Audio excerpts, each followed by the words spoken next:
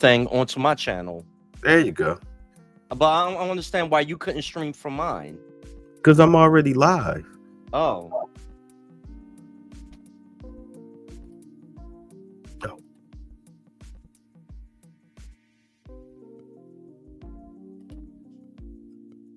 I don't understand why my logo is so big, but I'll leave it alone. Yeah, okay, there we go. All right, I'll use that.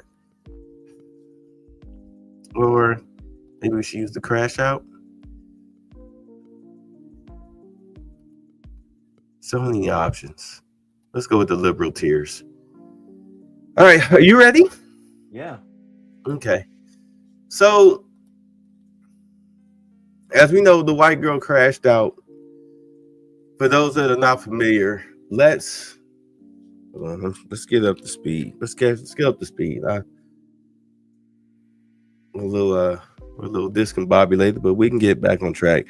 I'm still sick. Come to find out, it's just a cold. Whoop, it's just a cold. I'll be fine. Let's see here. Oh, did they hide the video? Oh, they took the video. Oh, wait, hold on. All right, they took the video off. Oh my God, they be stripping stuff. All right, so let's get into it. All right, here we go. And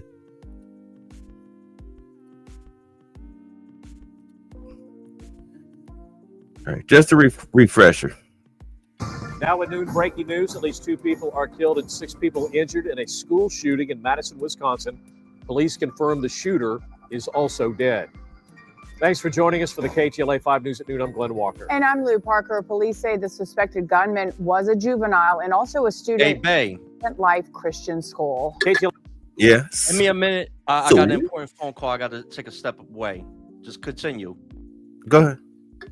KTLA Samantha Cortese has been following the developments. She joins us now live from the newsroom with the latest. Samantha? Hi, Glenn and Lou. I was just watching the local news there in Madison as it looks like elementary school students were getting off a bus at a safe center, getting some pizza for the day, as this reportedly happened as some students would have been going to lunch. The police chief in Madison said his staff just trained for an active shooter 2 weeks ago. Today, just before 9 a.m. our time, police believe a student opened fire at the Abundant Life Christian School in Madison, Wisconsin. It's a kindergarten through 12th grade private Christian school. Officers from around the state and county responded immediately and entered the school. Officers located a juvenile who they believe was responsible for this deceased in the building. Additionally, the officers began administering life-saving efforts to anyone who was wounded and making sure that those persons were transported. As of right now, 3 people are reported dead, including the shooter.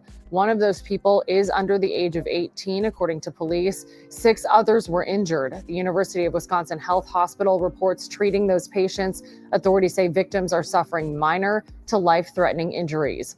Police did not report on the age, gender, or motive of the shooter. Madison Police Chief Sean Barnes said this is something the department trains for, but hopes they never have to do. To be honest with you, I'm feeling a little dismayed now. I'm so close to Christmas. Every child, every person in that building is a victim and will be a victim forever. These types of trauma don't just go away.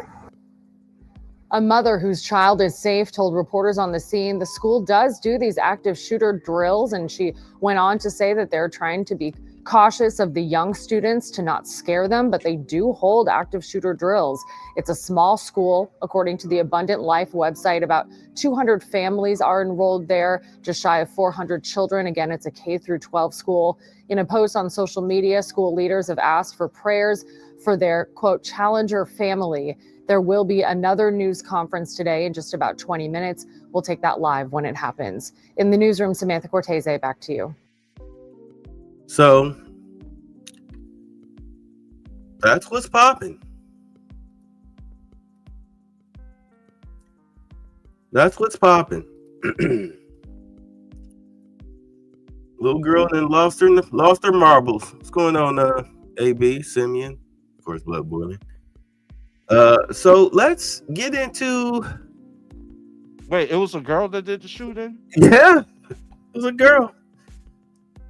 So let's get into let's get into the alleged manifesto.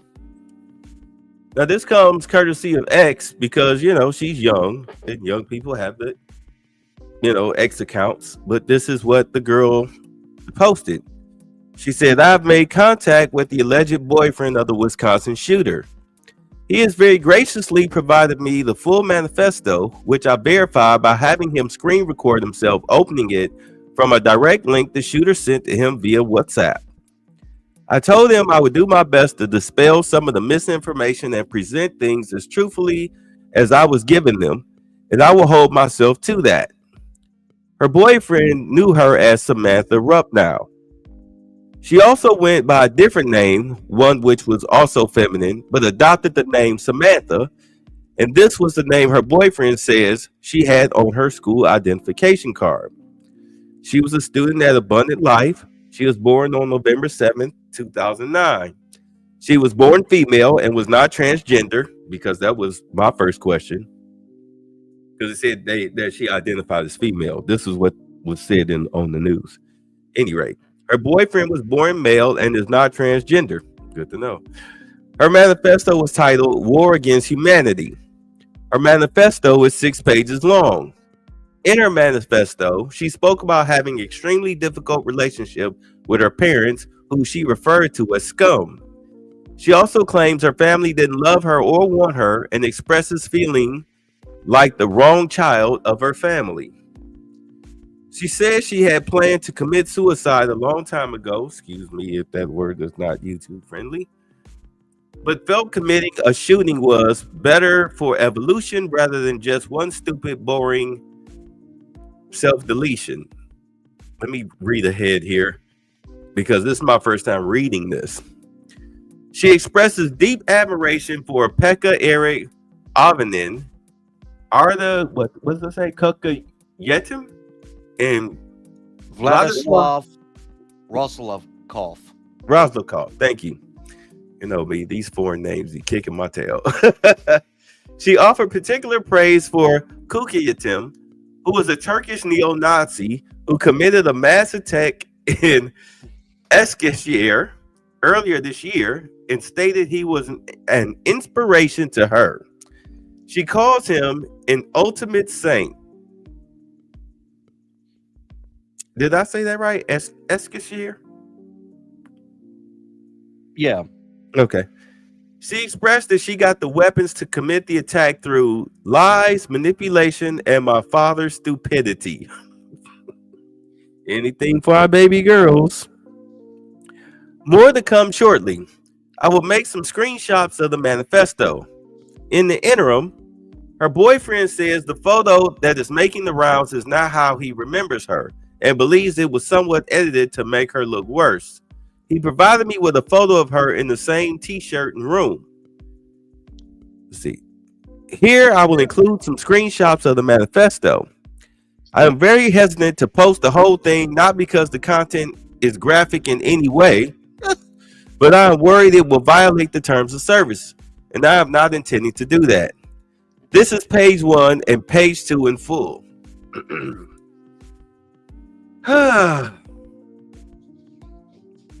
Hold on, let me grab me a soda before I read this.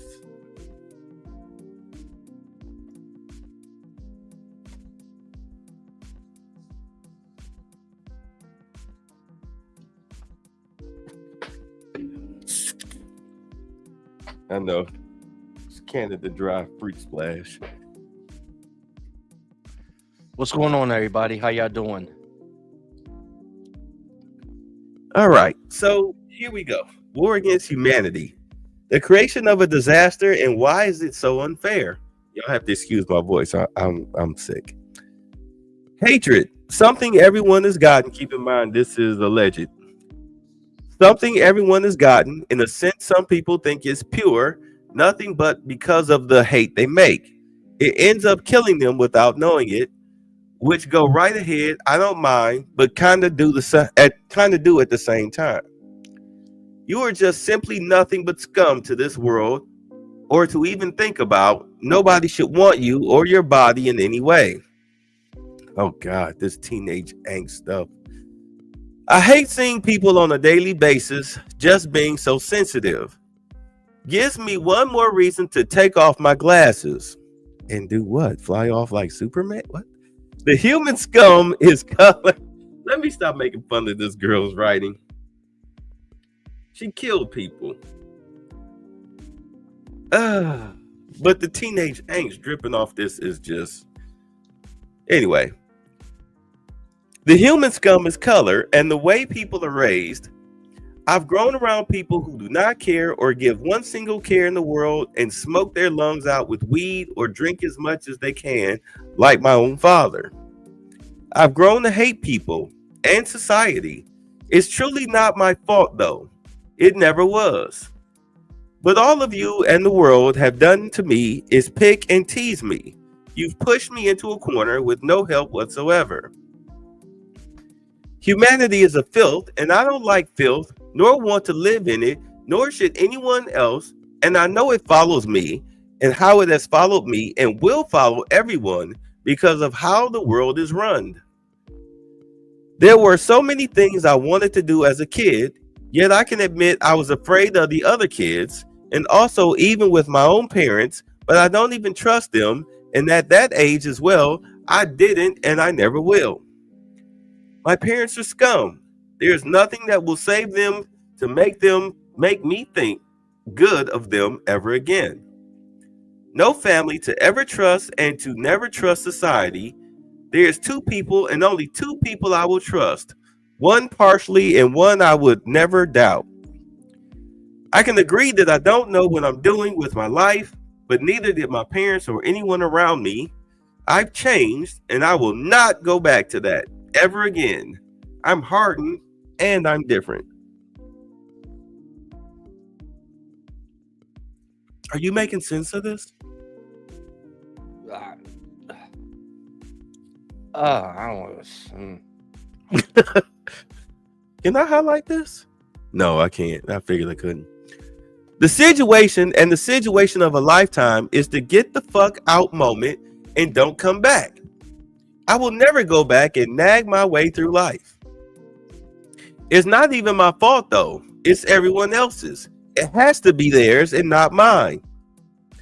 It's pure idiotic from people to cause this, but it's a good thing that this happens. It always is, and there will always be a reason for this and reasons for other shootings unless it's some Indian guy who wanted to blow up just for the fun of it, which is what those people do. Somebody call the racism police.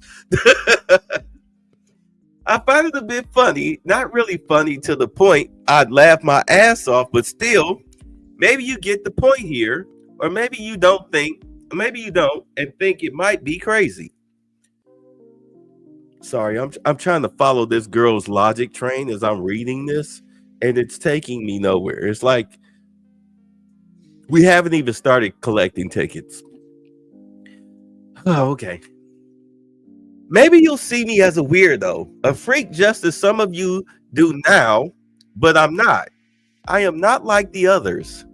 I would never ever want to be like them, with how they think and what they do on a simple day. I hate how the population thinks, grows, and talks and how they make romance fake. If only some days we could do a public execution, that would be gladly needed. I wouldn't mind throwing some stones at idiots or even watching from the far back when they get hanged. Alrighty then. Right. You know how you turn to look at the invisible camera? I looked at the one to my right and the one to my left. Hey, you're breaking the fourth wall, Bay. I know.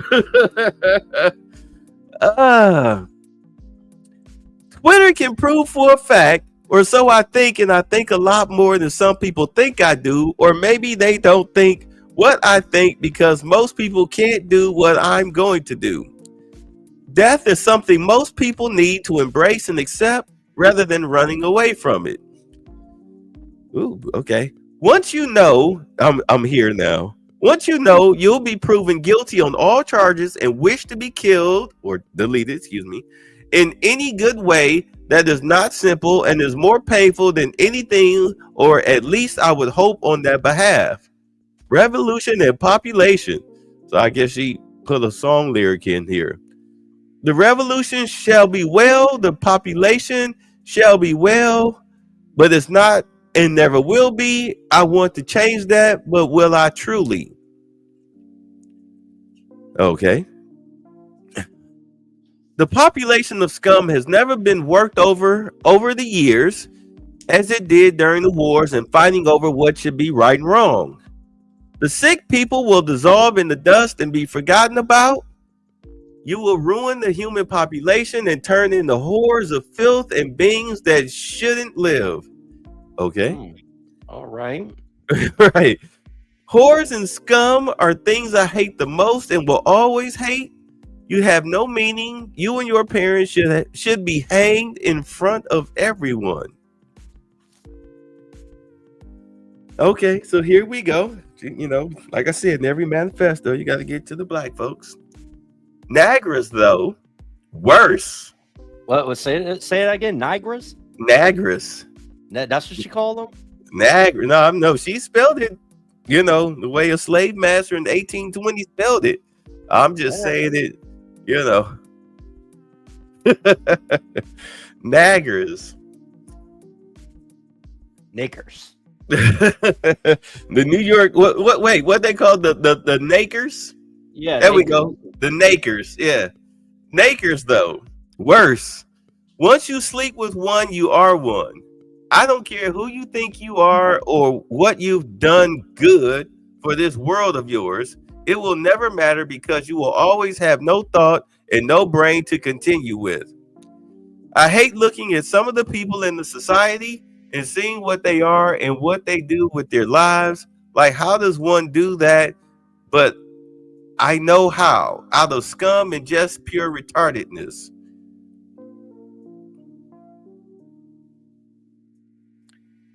Again, we still haven't collected any tickets on this, this thought train.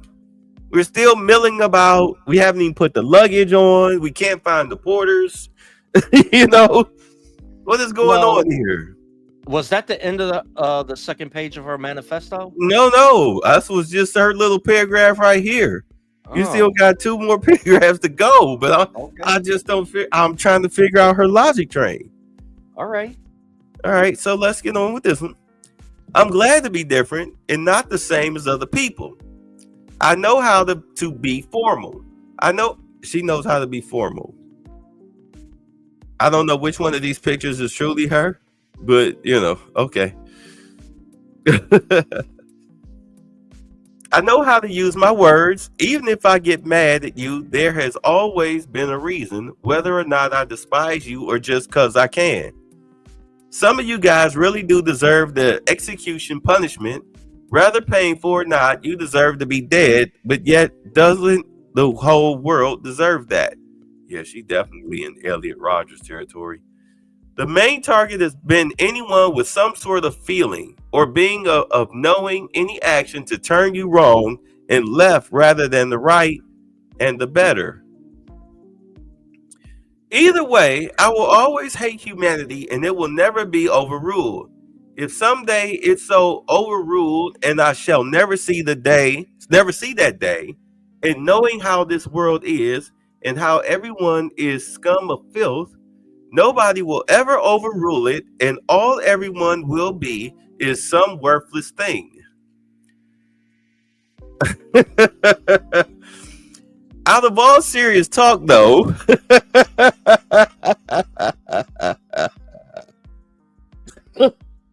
excuse me, how everyone forces either religion on others or how some people just disobey the right from wrong and using the wrong for the worse.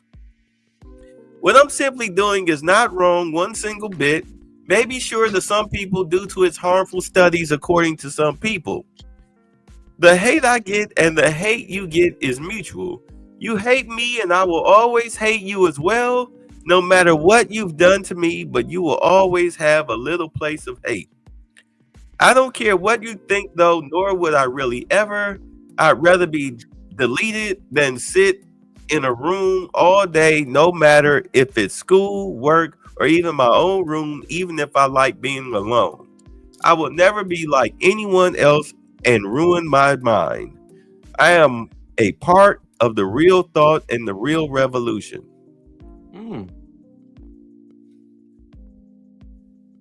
Well, she was revolutionary, okay? You know what she sound like? She sound like she just watched way too much Rick and Morty. Oh, all right. Let's try to unpack this. This unfortunate tragedy happened in Wisconsin, right? Yeah. Was it in the Milwaukee suburb? Yeah, I mean, you know, it's one of them good old Christian schools.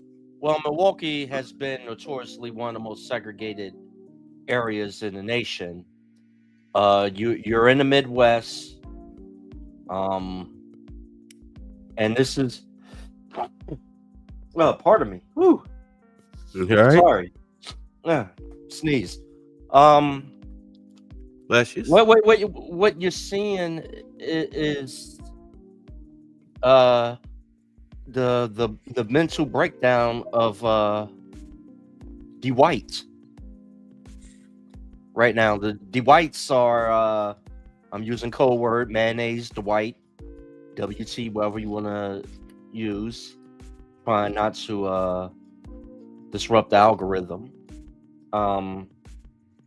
They're having a mental breakdown now, and Professor Black Truth has said this a long time ago. I mean, as the economy and society gets bad, they get more violent, and you're seeing,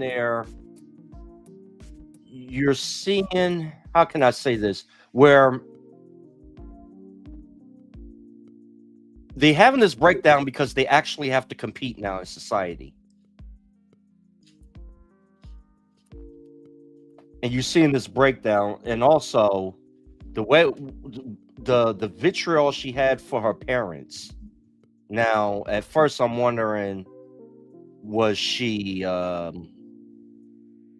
touched in any manner, or her parents drug addicts, or they're just been totally neglectful during her formative years? For her to is very harsh for a child to have that type of vitriol for her parents. They must have did something heinous in some way to have that type of venom towards them. I know even kids that, their parents are kind of verbally abusive, but they never spoke in that manner of their parents. It's quite interesting. I have no idea whatsoever. I mean, this was like a 14-year-old girl who was clearly unhinged. She's clearly unhinged. Why she even would consider I would know I would be wasting my time trying to make sense of it. I'd be wasting my time trying to make sense of it, because the only person that really know why she actually did it was her. And that if this was supposed to be her manifesto, because apparently there was two manifestos. Go to her picture. Yeah, I'll go. That's a KMFDM t-shirt. That's a hard metal band t-shirt she have on. So I get like her it's like her music she listens to is heavy rock. It's an industrial rock band.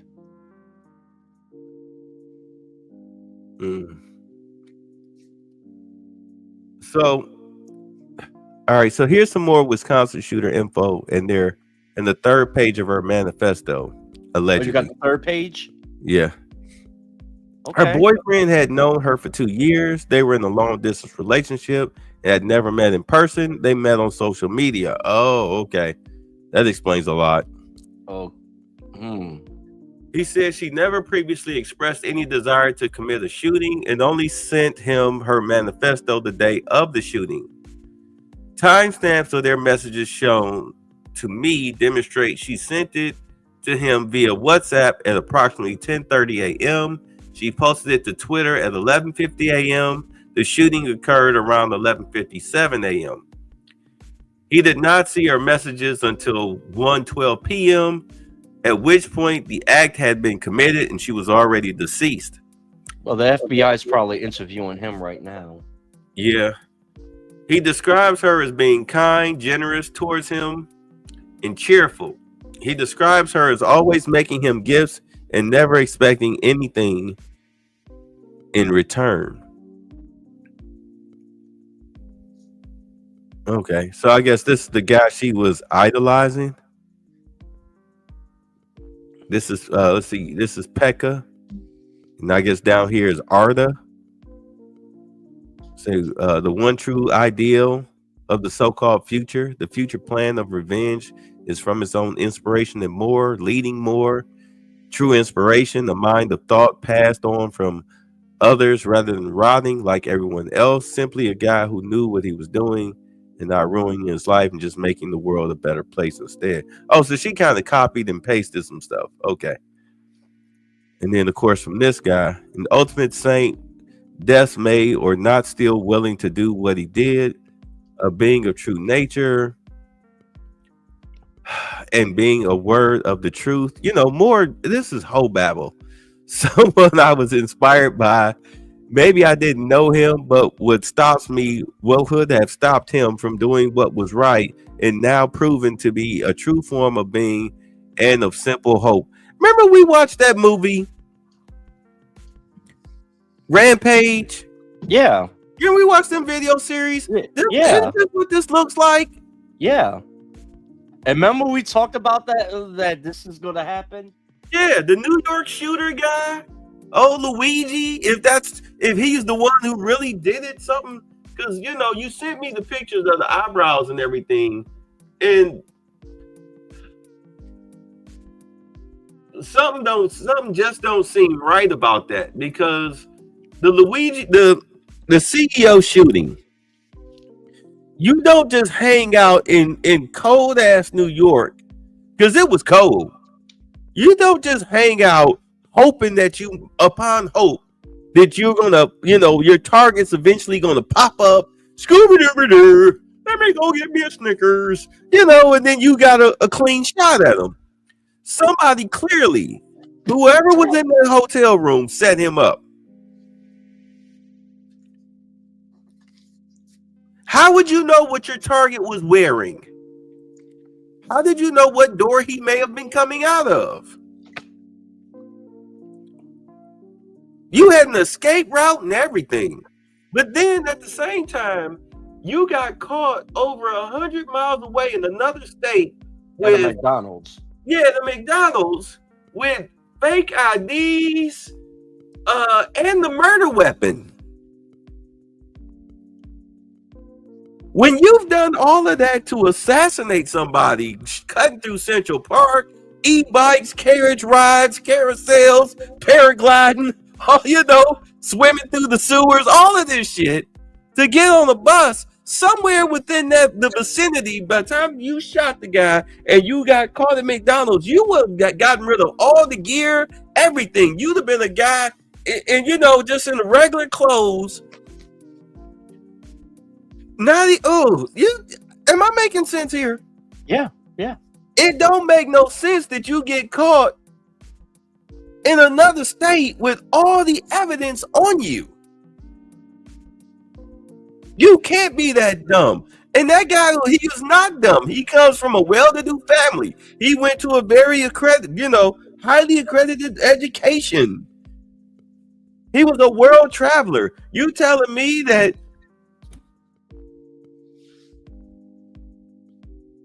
what are you telling me? Either he wanted to get caught or this is some type of psyop. It's something. We need better psyops. Okay, so On page 4 of her manifesto, Samantha says that she acquired the weapons to commit the shooting through lies, manipulation, and my father's stupidity.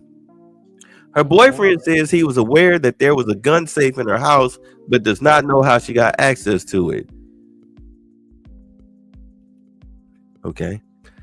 She says, my introduction of myself. My name is Samantha Rupnow. I was, okay, blah, blah, blah.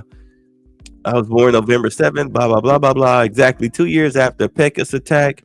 Incredible, am I right? Nobody knows I'm doing this. I got the weapons by lies and manipulation and my father's stupidity. I planned on shooting myself a while ago, but thought maybe it's better for evolution rather than just one stupid, boring self-deletion, which hopefully I'll reach that point. I planned this myself and nobody else. I act alone. There would have been no way to change what has happened. You can't and you never will know. You never cared too much to know anything about me. I'm glad you don't know. So this is supposed to be, you know, I guess the date she was born, November 9th, 2009, her and her father. She was a baby, all the stuff. It looks like the boyfriend, he deleted his Twitter account. But there was something in here that they were saying was part of her manifesto. Hold on, let me find it. Let's see here. Hold on, y'all.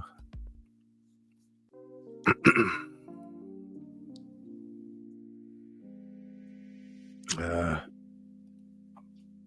get so sick of white people crying about fucking Trump.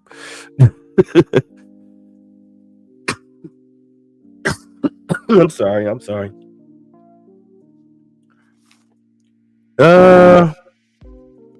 Anyway, there was, I guess it's gone. They must have taken it down. Or is this it? Oh, here we go. So apparently this is an extract from her manifesto. As this guy says, this is allegedly.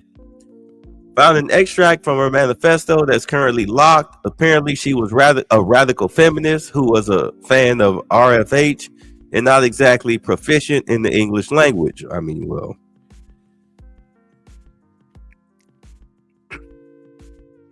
Supposedly this is what she wrote. All right. So if things come out, the truth really comes out. Remember, don't come back in here to, you said, like, motherfucker, I said allegedly and supposedly, but mainly allegedly, because I ain't got time to be getting sued. Women are the only hope for this wretched world, but even women have been brainwashed by male. Oh, I'm sorry. Did she call us moids? Yeah, she called us moids. Brainwashed by moids. For too long, they've internalized the patriarchy and turned on each other, always begging for male approval and validation. It's disgusting. I realize the truth. Men are irredeemable. Radfem hit funny mustache guy is fucking vindicated now. They can't be reformed or redeemed. They're a fucking scourge upon the earth. The only solution is to total exterminate them and every void who worship these fucking parasites. Every single male must be wiped out, from babies to the elderly. Only then can women be free to create a new world. I'll be a pioneer. I'll be the first to take the first step. I don't care if they're fathers, brothers, husbands, sons, teachers, police, and especially nakers or politicians. I've been craving to delete them all. This is my mission. Only when their parasitic sludge has been expunged from this earth is when the world will be clean and women can start over. It's the only way. In approximately 10 minutes, 10 minutes, I should be dead. Okay, I see what happened there. It's strange, but it feels good. That doesn't sound like the writings that we read at all, does it? No. Yeah, so I don't believe that. I don't believe she wrote that.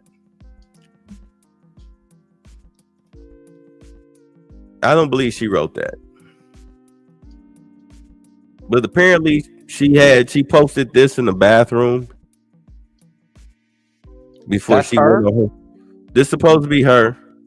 Oh, well, can you blow that picture up? Like man's shoes, like a man. Yeah.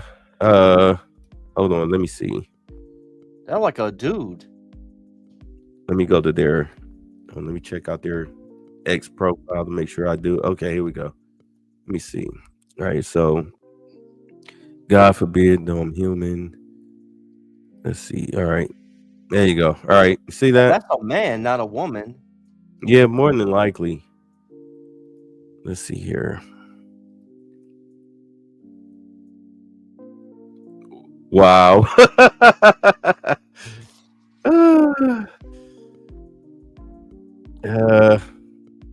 Okay, let me. All right, yeah, let me get out of here. Let me get out of here. You see where that's going. As the news broke of the shooting, an account Petrograd replied to the post asking Sam, was this you? You know, just a bunch of. Anyway, we're going to leave all that alone. We're going to leave all that alone because we don't know what's real and what's fake. I'm not about to chase down a rabbit hole on this crap. Yeah. Yeah, it was boring. I can't. I want to see these heifers try to program their own smartphone app.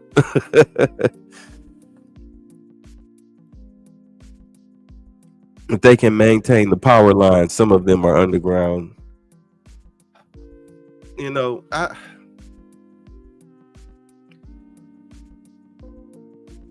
normally when you get a school shooter, it's usually average, usually a white male between the ages of 13 and 25, because they realize, like you said, they realize they have to compete in this world, be it for female attention or resources, education. You know, I believe that's one of the reasons why the Democrats did away with affirmative action. Out not just because do understand affirmative action was specifically designed for us, but the Democrats got in there and made it for people of color. Yeah, affirmative action was made specifically for black men. Yeah, and then they got the 2-for-1. If you can get a female and a black or a person of color, then you got double tax credits and all of that stuff. Just ridiculous. So of course, you know, white men and women, they didn't like that. They didn't like that. They didn't like these boom shikas and sharkeishas up in their school systems. And then you look at the past 4 years with DEI and all this woke, because understand, black people still trying to claim woke. And I'm like, dude, look, once white people take over your stuff, let them have it. Find something else. It's over. If you didn't have a copyright on it, there's no way for you something else. Yeah, you can't make money on it. Find something else to get paid off of. Your biggest problem is that you don't copyright your shit. And they use woke. Actually, it was the trans community that took over woke. They took over woke. They gave you DEI instead. You know what white folks call DEI? Didn't earn it. And now as you look up, you see all of these companies dumping their DEI programs and DEI heads because they were instituting racist policies. Workplaces were intolerable. I've shown videos of people, you work at Google and you're protesting in the middle of your job and then thinking that you're going to get your little soy boy ass up and go back to your cubicle like nothing was going to happen to you. I mean,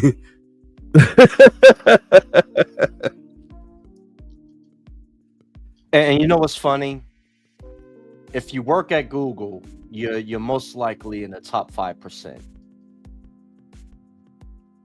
And you're going to ruin that for some bullshit.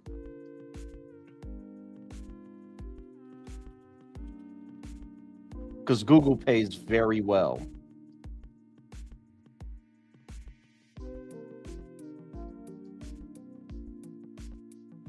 Being woke, it dumbs you down. And look at the profile, a lot of these people that gravitate to these ideologies. Liberal ideologies. Ideologies. You're a man, you no muscle tone, weak, meek, effeminate, docile. Y'all want to see how white privilege works as a corporation? Let me show you. Google says that it has fired 28 of its employees who protested at the company's offices across the country yesterday. One of those protests happened outside the Google offices in Sunnyvale. Demonstrators demanding the company cut ties with Israel. The police arrested 5 people there, including some Google employees, for refusing to leave. Yeah, that's prices go up, they go down. Yep. And for those, that's how they handle white privilege at Google. They not playing them games. What's up, baby? Hey, what's going on? What's up? What's popping? What you got for us? Man, these bitches aren't ready to completely rebuild society. So y'all gonna put the power lines up? Are y'all gonna build the bridges? Oh wait, we have an experiment with women build bridges. What happened to it? Didn't it fall apart? Oops. Yes, it did. President-elect Donald Trump. Sorry. Nice legs. Oh yeah. Oh, we did this the other day. Did that the other day. Them are some nice legs. That's what's her name? Kristen Welker, NBC. Oh, is this Press the Meat interview he did or whatever? Yeah, Meet the Press. Yeah. Oh, let's see. I can probably get rid of this. We delete that. Matter of fact, speaking of did you have anything? Did you want to? I don't want to. What? You good? Did you want to add anything else? I'm sorry. No, these heifers talking about they're gonna restart the world. Like, okay, good luck. Yeah, look.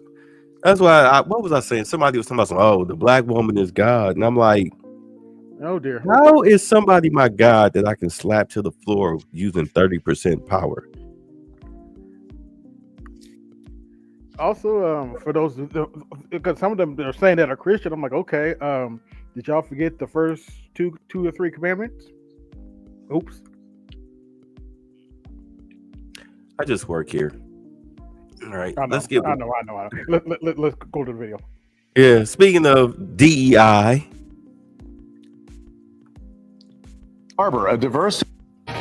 And we're going to begin the night with trouble in Ann Arbor. A diversity, equity, and inclusion administrator at the University of Michigan fired over making alleged anti-Semitic remarks. Rachel Dawson, the director of the university's Office of Academic Multicultural Initiatives, is accused of making multiple anti-Semitic comments at a conference. But her lawyer is denying those claims, saying she never said anything like that. Let's get to Erica Erickson live tonight. Erica, what can you tell us about this situation? Well, I can say that Dawson's attorney says that there are two very different sides being told right now. And she says straight up that her her client's rights are being violated. Take a listen. It's a crackdown on free speech anywhere you look at it. Tensions heating up at the University of Michigan Ann Arbor campus. A diversity administrator fired following allegations that she made offensive comments about Jewish students. Rachel Dawson, now former director of the university's academic multicultural initiatives, is accused of saying the college is, quote, controlled by wealthy Jews, and that, quote, Jewish people have no genetic DNA connecting them to the land of Israel. What is alarming to me is that the university chose. Wait. Now, does that or does that not sound like something that we've all been saying? Yeah. Lewis? Yeah. As a matter of fact, I'm going to strike your answer from the record for political reasons.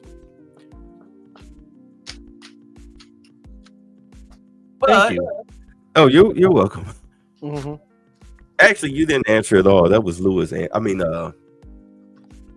was AV answering twice. Uh-oh. Now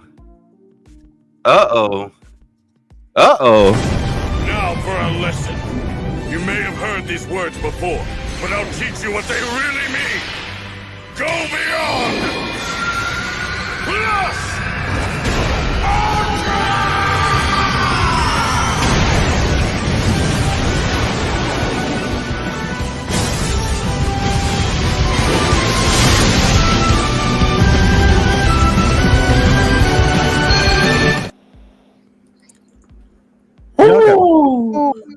Officer of the goddamn law.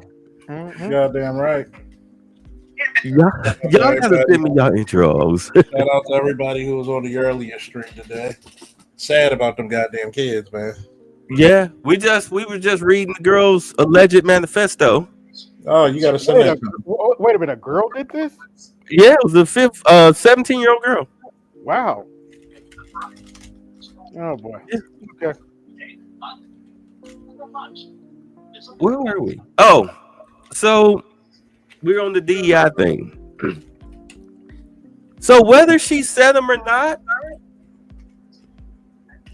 it don't matter. They want to get rid of her. They want to get rid of her because they want to clean out their whole DEI offices. I'm sorry, you were saying something, maybe? No, I said yeah. Yeah, they're done with it. They're done with all this race play and race baiting and all of that.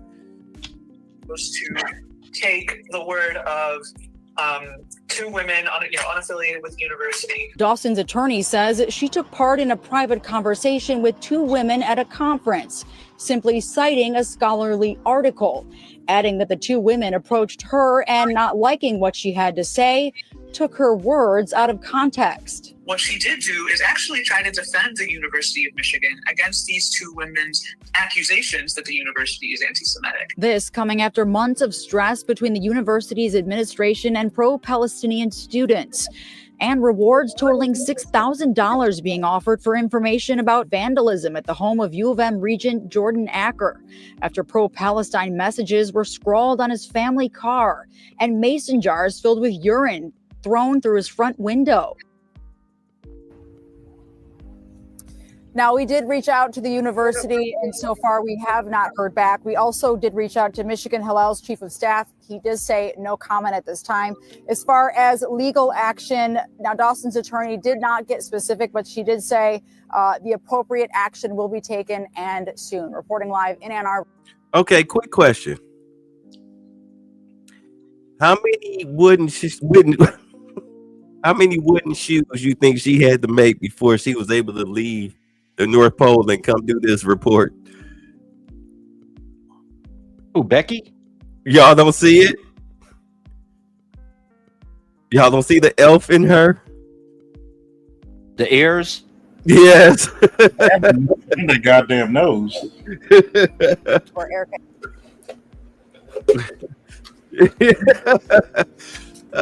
Anyway. Yeah, I can kind of see it now. What you're saying now, yeah. Yeah. It's either shoes or cookies. Let's stop teasing. She said both, motherfucker. Multifaceted. Come get these cookies. Maybe you'll leave with some nice shoes. She looks like the secret lover of Dr. Umar Johnson. Oh, Lord.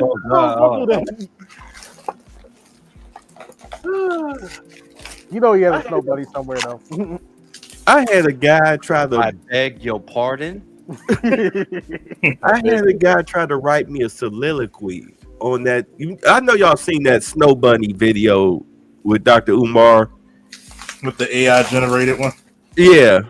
Oh my God, that shit was hilarious. Wait, I gotta see this. I gotta look that up. To the AI generated with Umar with the Snow Buddy? Oh gosh, that's funny. I tell you what, y'all tell me what y'all think about this. Let me find it.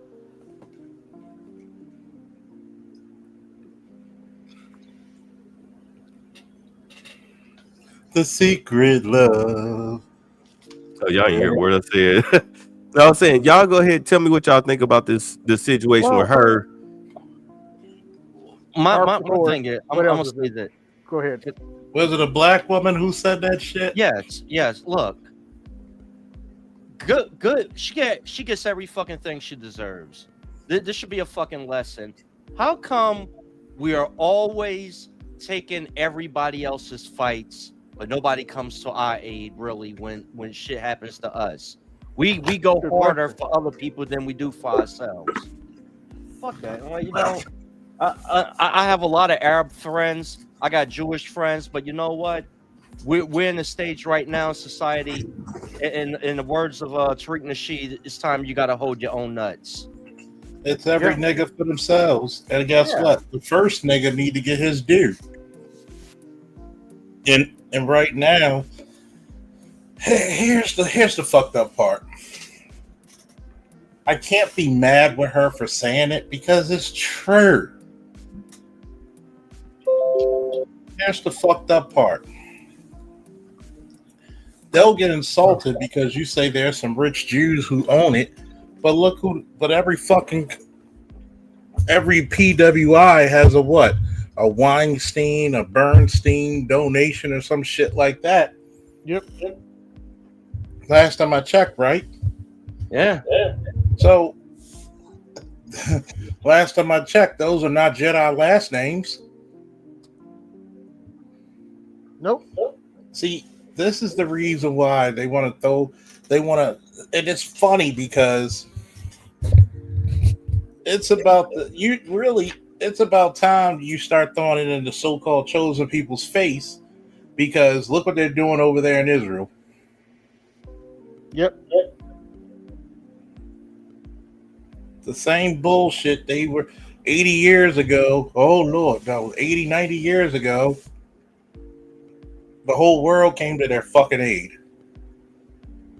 Well, now it's the audacity, but at the same time, here's another thing. Sometimes the chick need to shut the fuck up. Oh my God, that is so funny. I don't want to play the music because I don't want to get copyrighted. Oh my God, yo! Oh my gosh, that's wait. Rewind that back to the bunnies. Hey, put that in the back check, man. I gotta see this shit. Yeah, this is funny shit. What the bunnies? Oh God. Boy. Oh my gosh. Yeah, it's gonna come to the point where good Lord. God. Oh my God. Proudly too. Wait, hold on. Wait. Nobody loves. That's funny. I beg your pardon. Oh my God. Oh Lord. I need you to send that shit to me, man. That shit. I am. I'm about to. Let me get the link. I think, matter of fact, I think it's on the face. Wait, hold on. Okay, let me copy the link and put it in the back chat. Say Umar looks happy. Private chat. Okay, here we go. You know, he's gonna have a black woman. Hey, I want to love you. I beg your pardon. I got this beautiful snow bunny here. She cooks grits with shrimp. Fries my chicken. She even make ribs. I've learned to like potato salad with raisins in it. And carrots. And carrots. And goddamn carrots. But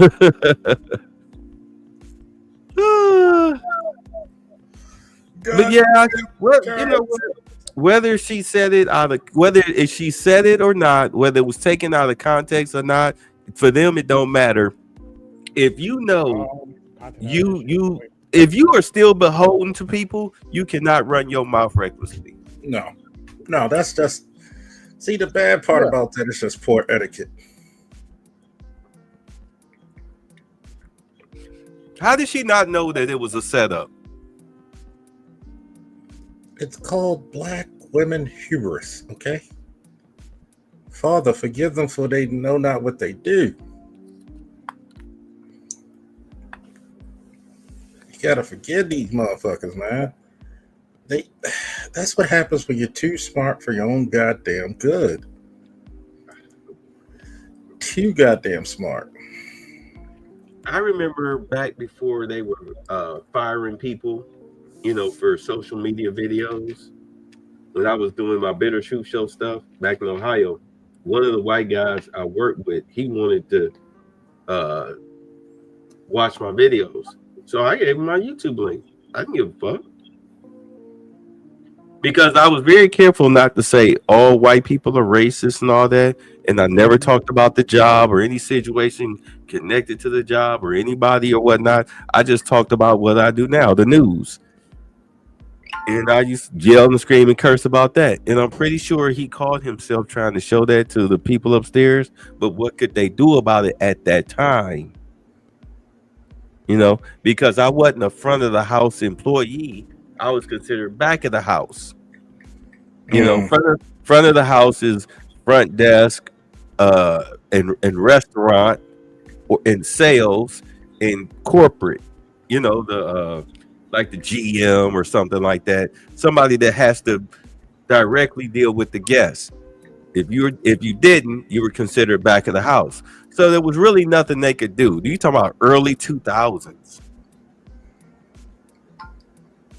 All the way up to like 2015, 2016. Wasn't really nothing they could do. They didn't start firing people until black people started getting racist fired. Remember that? Right before COVID, that whole hashtag racist getting fired. Yeah, they filming white people, acting all crazy and whatnot, and belligerent and everything. That's when they started getting fired because people would start bombarding the corporations with phone calls. Now, you getting fired over words not even associated with the company. You getting fired over TikToks. You're getting fired when you're off on your spare time. Yeah. And I think sometimes it's bullshit because you could tell when they're gunning for people. Mm-hmm. But here's the ultimate part. I'm getting tired of motherfuckers getting mad when these motherfuckers are lying. But they want to see this anti-Semitic shit. They're trying to make it look like, oh, that's their version of the N-word. That's our word. You can't say that. But here's the difference between blacks and them. They were given their reparations of a country. They literally had the blank check of a country, of the United States and NATO. You keep messing around, you about to find out. And here's the craziest part. They're hell bent on starting WW3. But a lot of this DEI shit is kicking back on people. And I mean, it's like, you ever had an AT4? Back area blast all clear. Boom. Don't stand behind it when that rocket goes off because it can kill you. Mm. And this is the same results. Now, there were a time and place where you can be so damn valuable that you could talk your shit. But when you're a DEI hire, you were just here just so we could get government grants. Bye now. Don't talk about Joey and Reed like that. Man. All have to go ahead. I was about to say Joey Reed need to come over here to the Manosphere and have a one-on-one with one of us. I would say 2 weeks after the inauguration. 2 weeks after the inauguration, because right now their numbers over there at MSNBC, CNN, and ABC, especially the View and their news organizations, whatnot, their numbers are like in the hundreds of thousands. The View is still retaining some numbers because people are now, they're clip farming. They're watching them to clip farm and make fun of their asses, especially Sonny. Okay, Sonny and Whoopi are their main targets, but specifically Sonny. So far, she's up to 7 legal notes. All right. Correction, 11. 11? Oh, yeah. She's up to 11 legal notes because I do understand they just had to cash out Trump. Yep. They had to cash him out 15 mil because of Stephanopoulos. Did I say his name right? Yes. You know, Stephanopoulos, you know, the motherfucker from off of Sesame Street. The goddamn motherfucker. And I just heard the judge in the Georgia case is not dropping the case. They goddamn, they want some enemies, don't they? Yeah. And my response to that is, okay, I don't want to hear shit when Trump goes after y'all. Y'all can't say anything. When he goes after Fannie Willis and what's that? Letitia James and Alvin Bragg, I ain't saying nothing. The pawns always go first. I told people that. You know what they're gonna say Trump's gonna be like, before we begin, does anybody want to get off? Remember Players Cup? Old boy, pulled up in there with his board and said, "If anybody in here don't want to get murdered, get the fuck out." Pretty much. I'm gonna tell you, man, they're gonna see what real power is, and I think that's the problem. Yep. They haven't been around real power wielding motherfuckers. Biden. Trump, think about it. Trump was already powerful before he was a president. Yep. That's the one thing that they fail to understand. They be killing me talking all of this crap about this failed casino. Oh, he had a failed casino. Like, but he's still a multi-billionaire. But here's the problem. The nigga had a casino. Right. That's Oprah. I'm sorry, not Oprah. What's her? Oh, Whoopi. You worked for him. You cashed checks with his name on it. Ooh. I mean, here's my thing, right? Mm-hmm. Whoopi Goldberg. What movie have you seen her in? Recently? None. But the only thing that's been keeping her afloat was a fucking show of old bitches, past their prime bitches. Mm-hmm. Nobody can.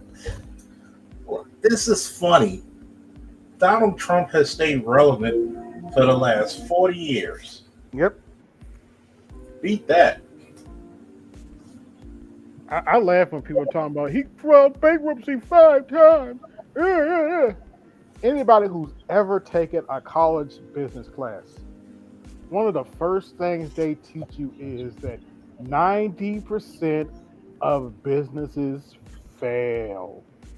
That's why you can do bankruptcy. That's why we have things like LLC, so that individual doesn't have to pay all that crap back out of their account. Like, I'm gonna put it to you this way: come hook about crook. I'm keeping all my licenses. You know why?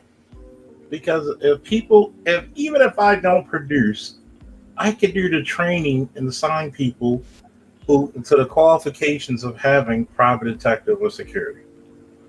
And I can do the firearms training. So I can literally be the broker for other security agencies if I choose to be. Plus, if I got an EIN, how many tax breaks can I get? How many fucking business accounts can I make? Mm-hmm. And if it don't work out, you just be like, what money? What money? Get it from the stone out front. This sounds like a job for Chapter 11.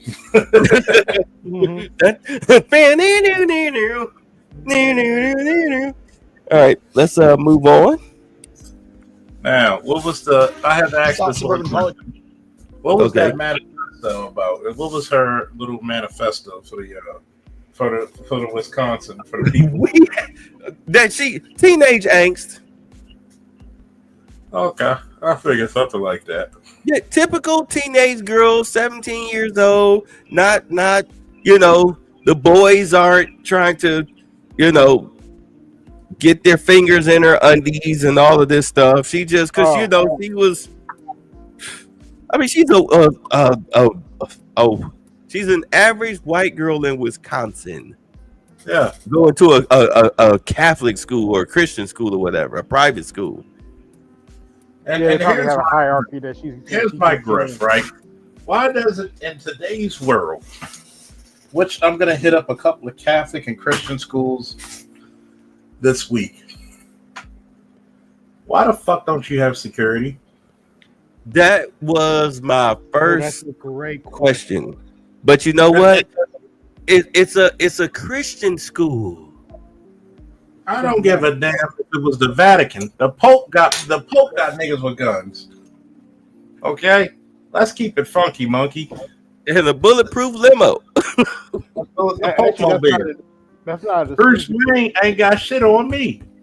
That's not really an excuse though, babe, because you know we got knuckleheads out here that probably fantasize about shooting up a church school. So I would have security if I was running a church school. I'm sorry.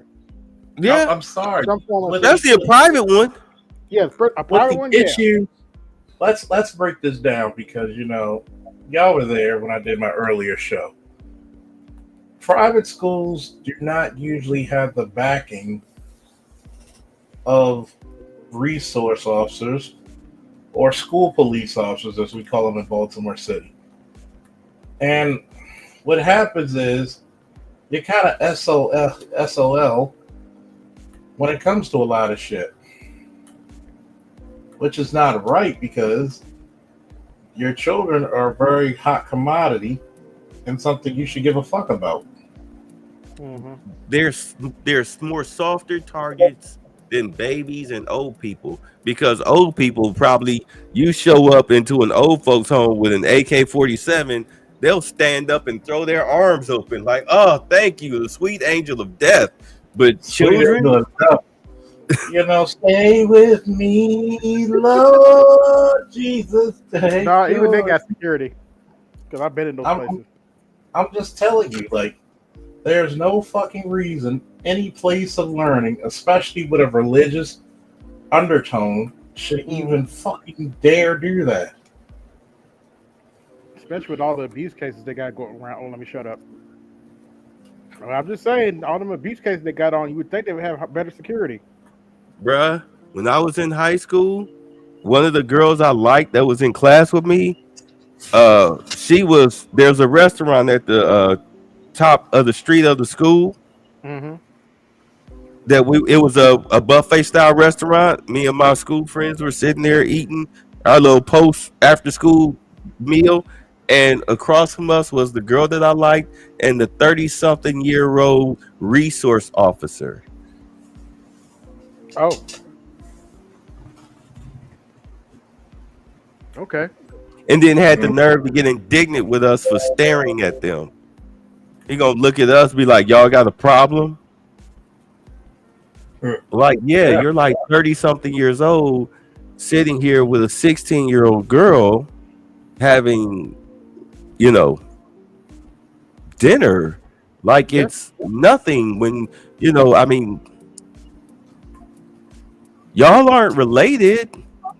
Y'all having dinner like y'all some grown folks out this bitch. Right. Like y'all on a date. Like, Her mama, of course, her mama don't know. And even if she did, she probably wouldn't get, never mind. I mean, Jesus Christ, the teen pregnancy epidemic that happened when I was in high school in the 80s is ridiculous. Anyway, look, now that Trump is going to disband the Federal Board of Education and turn education back over to the states, now as a state, these parents or whatnot, they can individually vote on curriculums.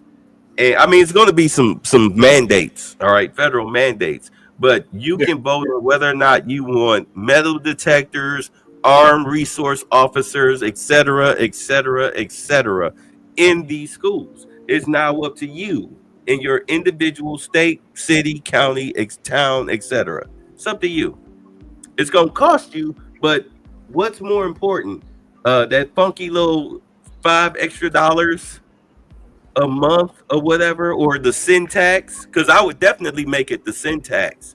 People still drink and smoke, especially some of those smoke shops.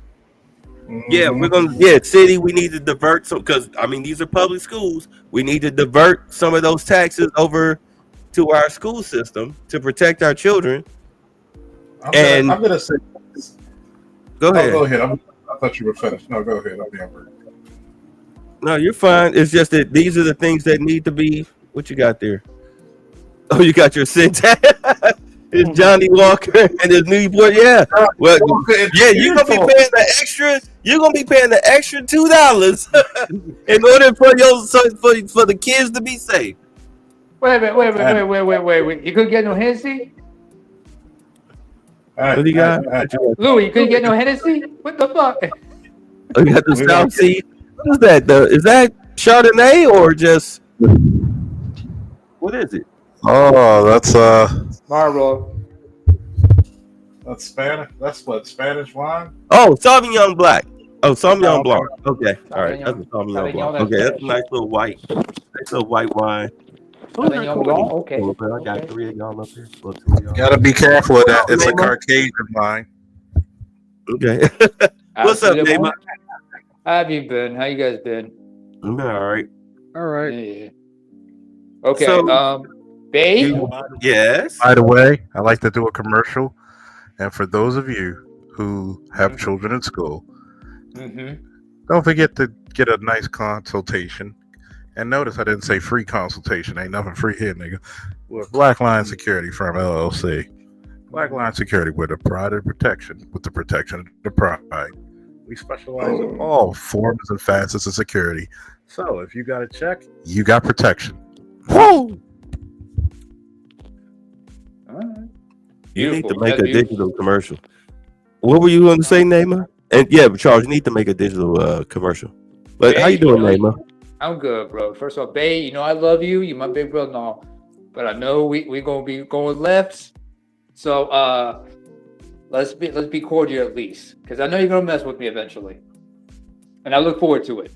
Oh no, we're gonna be good, man. We're about to move on to this I know we're gonna be good. You know that. We're good. Yeah, I'm like the younger brother you never had. So I understand. I love I have a younger brother. Well, I have a younger brother already. Oh, you have a younger brother? Okay. Yeah, I got a younger him brother. for some weird ass reason. But it's all good, man. Right. Just kidding. I'm just messing with you. All right, But, let's get on to by the way, Louis, thank you for the link. I appreciate that. But y'all ready to get on to the third story? This security thing. I just want to mention something about school security and whatnot. I remember, growing up where I grew up. First of all, in the Middle East, I remember I went to an international school and they had security like a motherfucker over there. They weren't playing. They weren't joking around. I remember it was high. The entire campus area was covered by high walls, tipped with barbed wire, and whatnot, because of the location where it was. In fact, I'll mention the name to Charles later on, but there was only one way in and one way out. There were separate entrances for staff, but even then, the service bus had to go through an obstacle course of sorts because they had to take security like a motherfucker. And for visitors, they had to go in the same way that the students had to go through. And when you were a parent who had to go to, say, like you had a meeting, or you pick up your kid for a doctor's appointment, you had to check in with the guard, and the guard always had they didn't have the metal detectors. Instead, they had the wands. And I remember my mom went there. They would check her purse. My dad, they would wand him thoroughly. And they weren't fucking around when it came to security and whatnot. Especially where it was back on track. It was,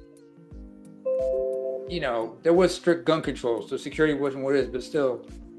It was a closed off compound. You couldn't just go in like you wanted to. There was always a guard checking you, asking you for ID and everything. Yeah. And we had to worry about, guns and whatnot. So, I'm sorry, what was that? You have to be. I keep telling people this. We secure banks and money better than we secure our children. Yeah. I mean, think about it. Think about it this way. Children are the future, right? That's what the song says. Yeah, children are the future. But let me tell you, but Charles, I remember I mentioned this before when we talked about what happened here in Norway in 2011. When the shooter took out, the folks at that summer retreat for the Labor Party.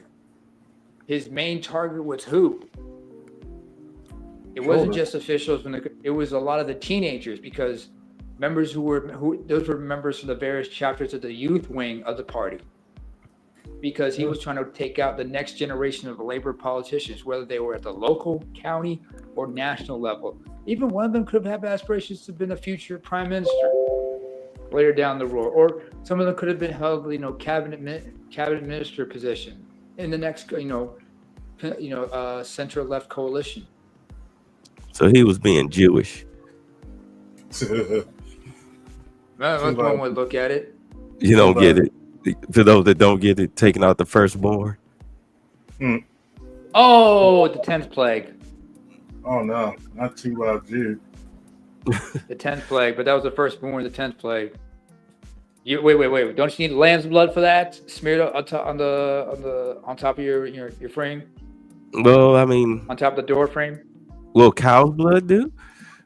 I don't know. It said specifically lamb's blood. I mean, have you read the book of Exodus? What if you get a big chick and you prick her finger? Would chocolate come out? She'd still be a heifer.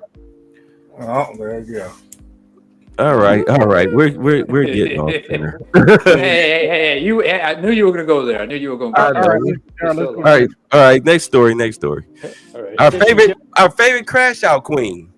Henyard's battle to stay on the ballot takes a twist. She's now filed, dropped, and refiled a lawsuit, all in the span of a few days.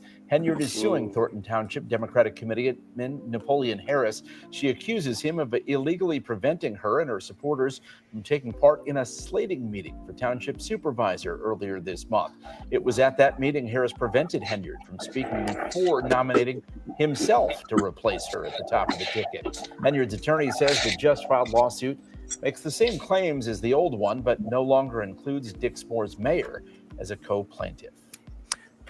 In South Suburban Dalton, the fight to stay on the 2025 election ballot has fizzled. Today, members of the Rebuilding Dalton. All right, hold on. So that was what happened in Thornton. What's up, Snow? What's going on, man? How are you? Well, no. If I get to you. What happened in Thornton, for those of y'all who are, because I kind of let this story take a back seat and let it play itself out. Well, what wound up happening was she got removed from the ballot at Thornton Township. Okay, because she didn't show up on time to put in her nomination. She was too busy. Actually, she was there, but she was too busy trying to, pass out T-shirts and all of this and hats and all of this stuff. Meanwhile, they doing all of the paperwork that's supposed to be done, and she waiting on more seniors on city buses, which is illegal, to show up to show support and vote for her. But the dude, he's the head of the Democratic Party in Chicago, in Illinois. He was like, screw this. He held the freaking the assembly and nominated himself and froze her off the ballot. So she called herself mad, tried to file a lawsuit. She put the other mayor, the mayor of Dixon, on there, and he was like, hold on, I don't want no parts of this. So she had to remove her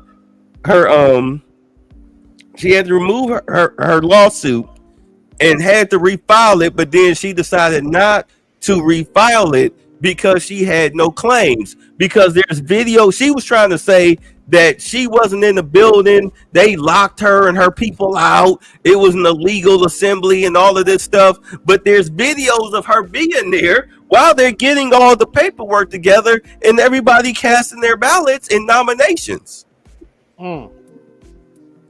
Right.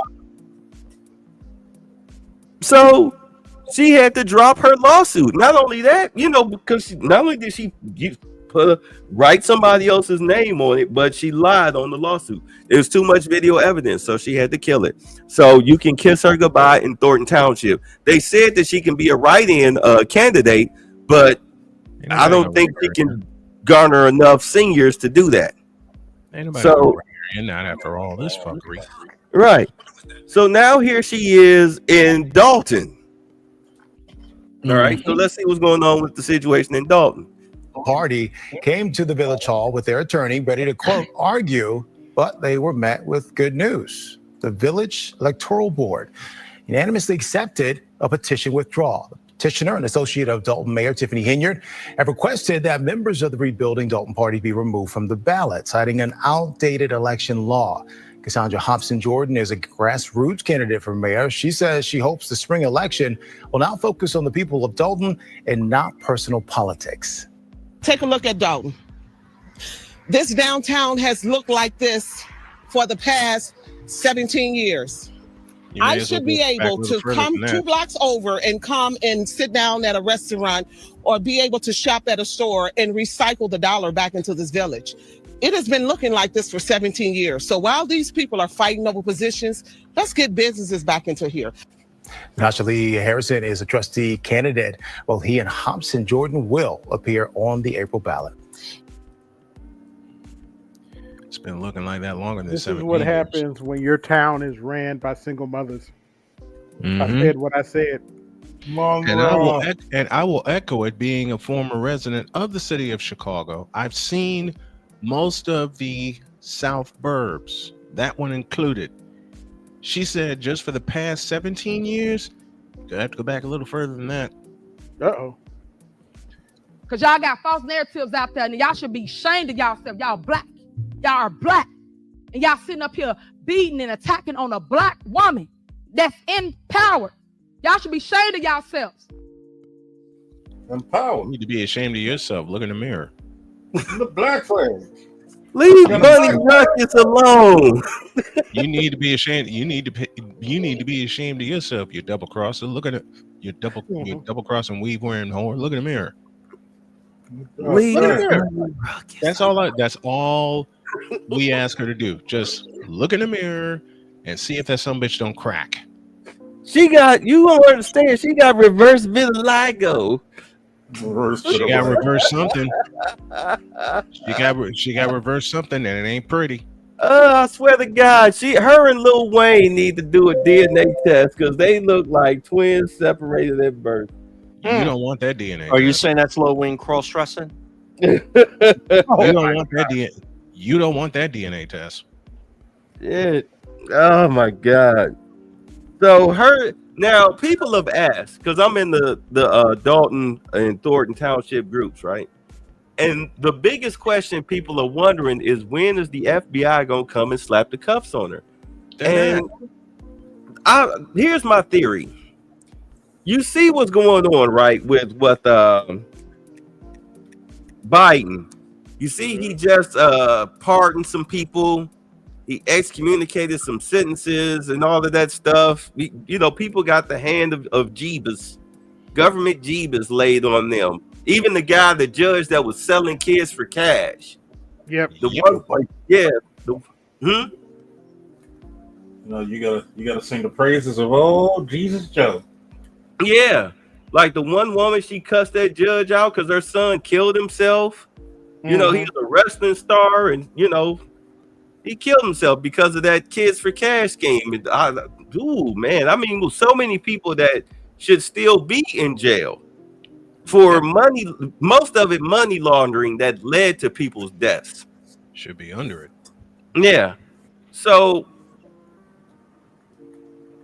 my theory is the FBI is sitting back and they're waiting on after the inauguration, or maybe even somewhere like within the first week or so, before they make a move on her. So that way she doesn't get any type of immunity or a sweet plea deal or anything like that, to where the DOJ is not hampered, because you still have Democrats in control in Chicago. You still got to deal with the governor. All right. You still got to deal with the attorney general. All right. And there's no telling how far up her corruption ladder goes, for the simple fact that these two morons have been sitting on their hands, shrugging their shoulders, turning a blind eye to her antics. I'm sorry. What was that M word you used again in insult? What was that word you used again? I believe you said morons. Yeah. Because they are morons. Yeah. We'll see. So I'm thinking once Trump gets into office, and I said this, like, you do not want to be in the court system, criminal court system come 2025. So once Trump is inaugurated, once he's got full control, that's when she'll get her perp walk, because nobody will be able to save her. That's when all hell breaks loose. Yeah, nobody will be able to save her. It'll be over. She'll probably even be out of office by then, because the next election for Dalton is what, in April? Yep. Yeah. Yep. Early April 2025. That would be messed up. She gets arrested. Jason House becomes de facto mayor. She won't be able to be on the ballot. And because of everything that's been going on for the past couple years, him, Kiana Belcher, and all of them having their faces out there, Jason seems to be the most stable out of all of them, because Kiana be yelling back and forth with her, like two girls in the street. Yep. Yep. So Jason just sits there. He don't say nothing. He's very calm. He's very professional. Plus, he's I guess you could say he's an approved black man. Y'all know what I mean by that? You would be right about that. Smile, make a smile. He has a very creepy smile. Smile while we put this knife in your back. But he's an approved black man because he's quiet. He's he's brown skinned. He's non-threatening. Yes. Yep. Yes, he's non-threatening. So he would more than likely wind up becoming Dalton State mayor. But I really do think that after they file for a couple of bankruptcies and everything, about a good 8 years, because they're gonna have to bring down the taxes that she raised in order to siphon more money out of the residents. Once they bring down the taxes and everything, it's gonna take them about a good 4 years, possibly 8, depending on if they can get the bankruptcies. If not, then they screw for 8. But if they can get the bankruptcies within 4 years, they'll be all right. And he'll probably win re-election. We'll see what happens with that. Could I say Comments, something? questions, concerns? Yes, please. All right, we have to.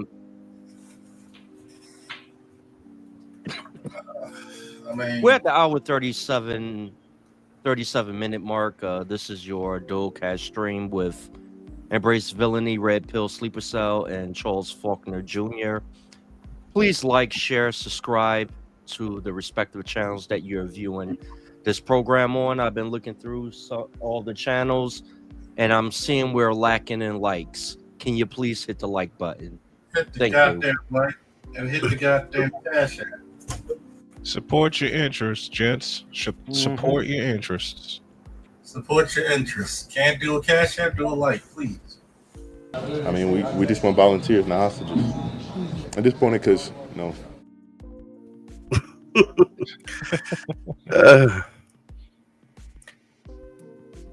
Let's get on to the next. Unless y'all have something to say about any of that. I'm good.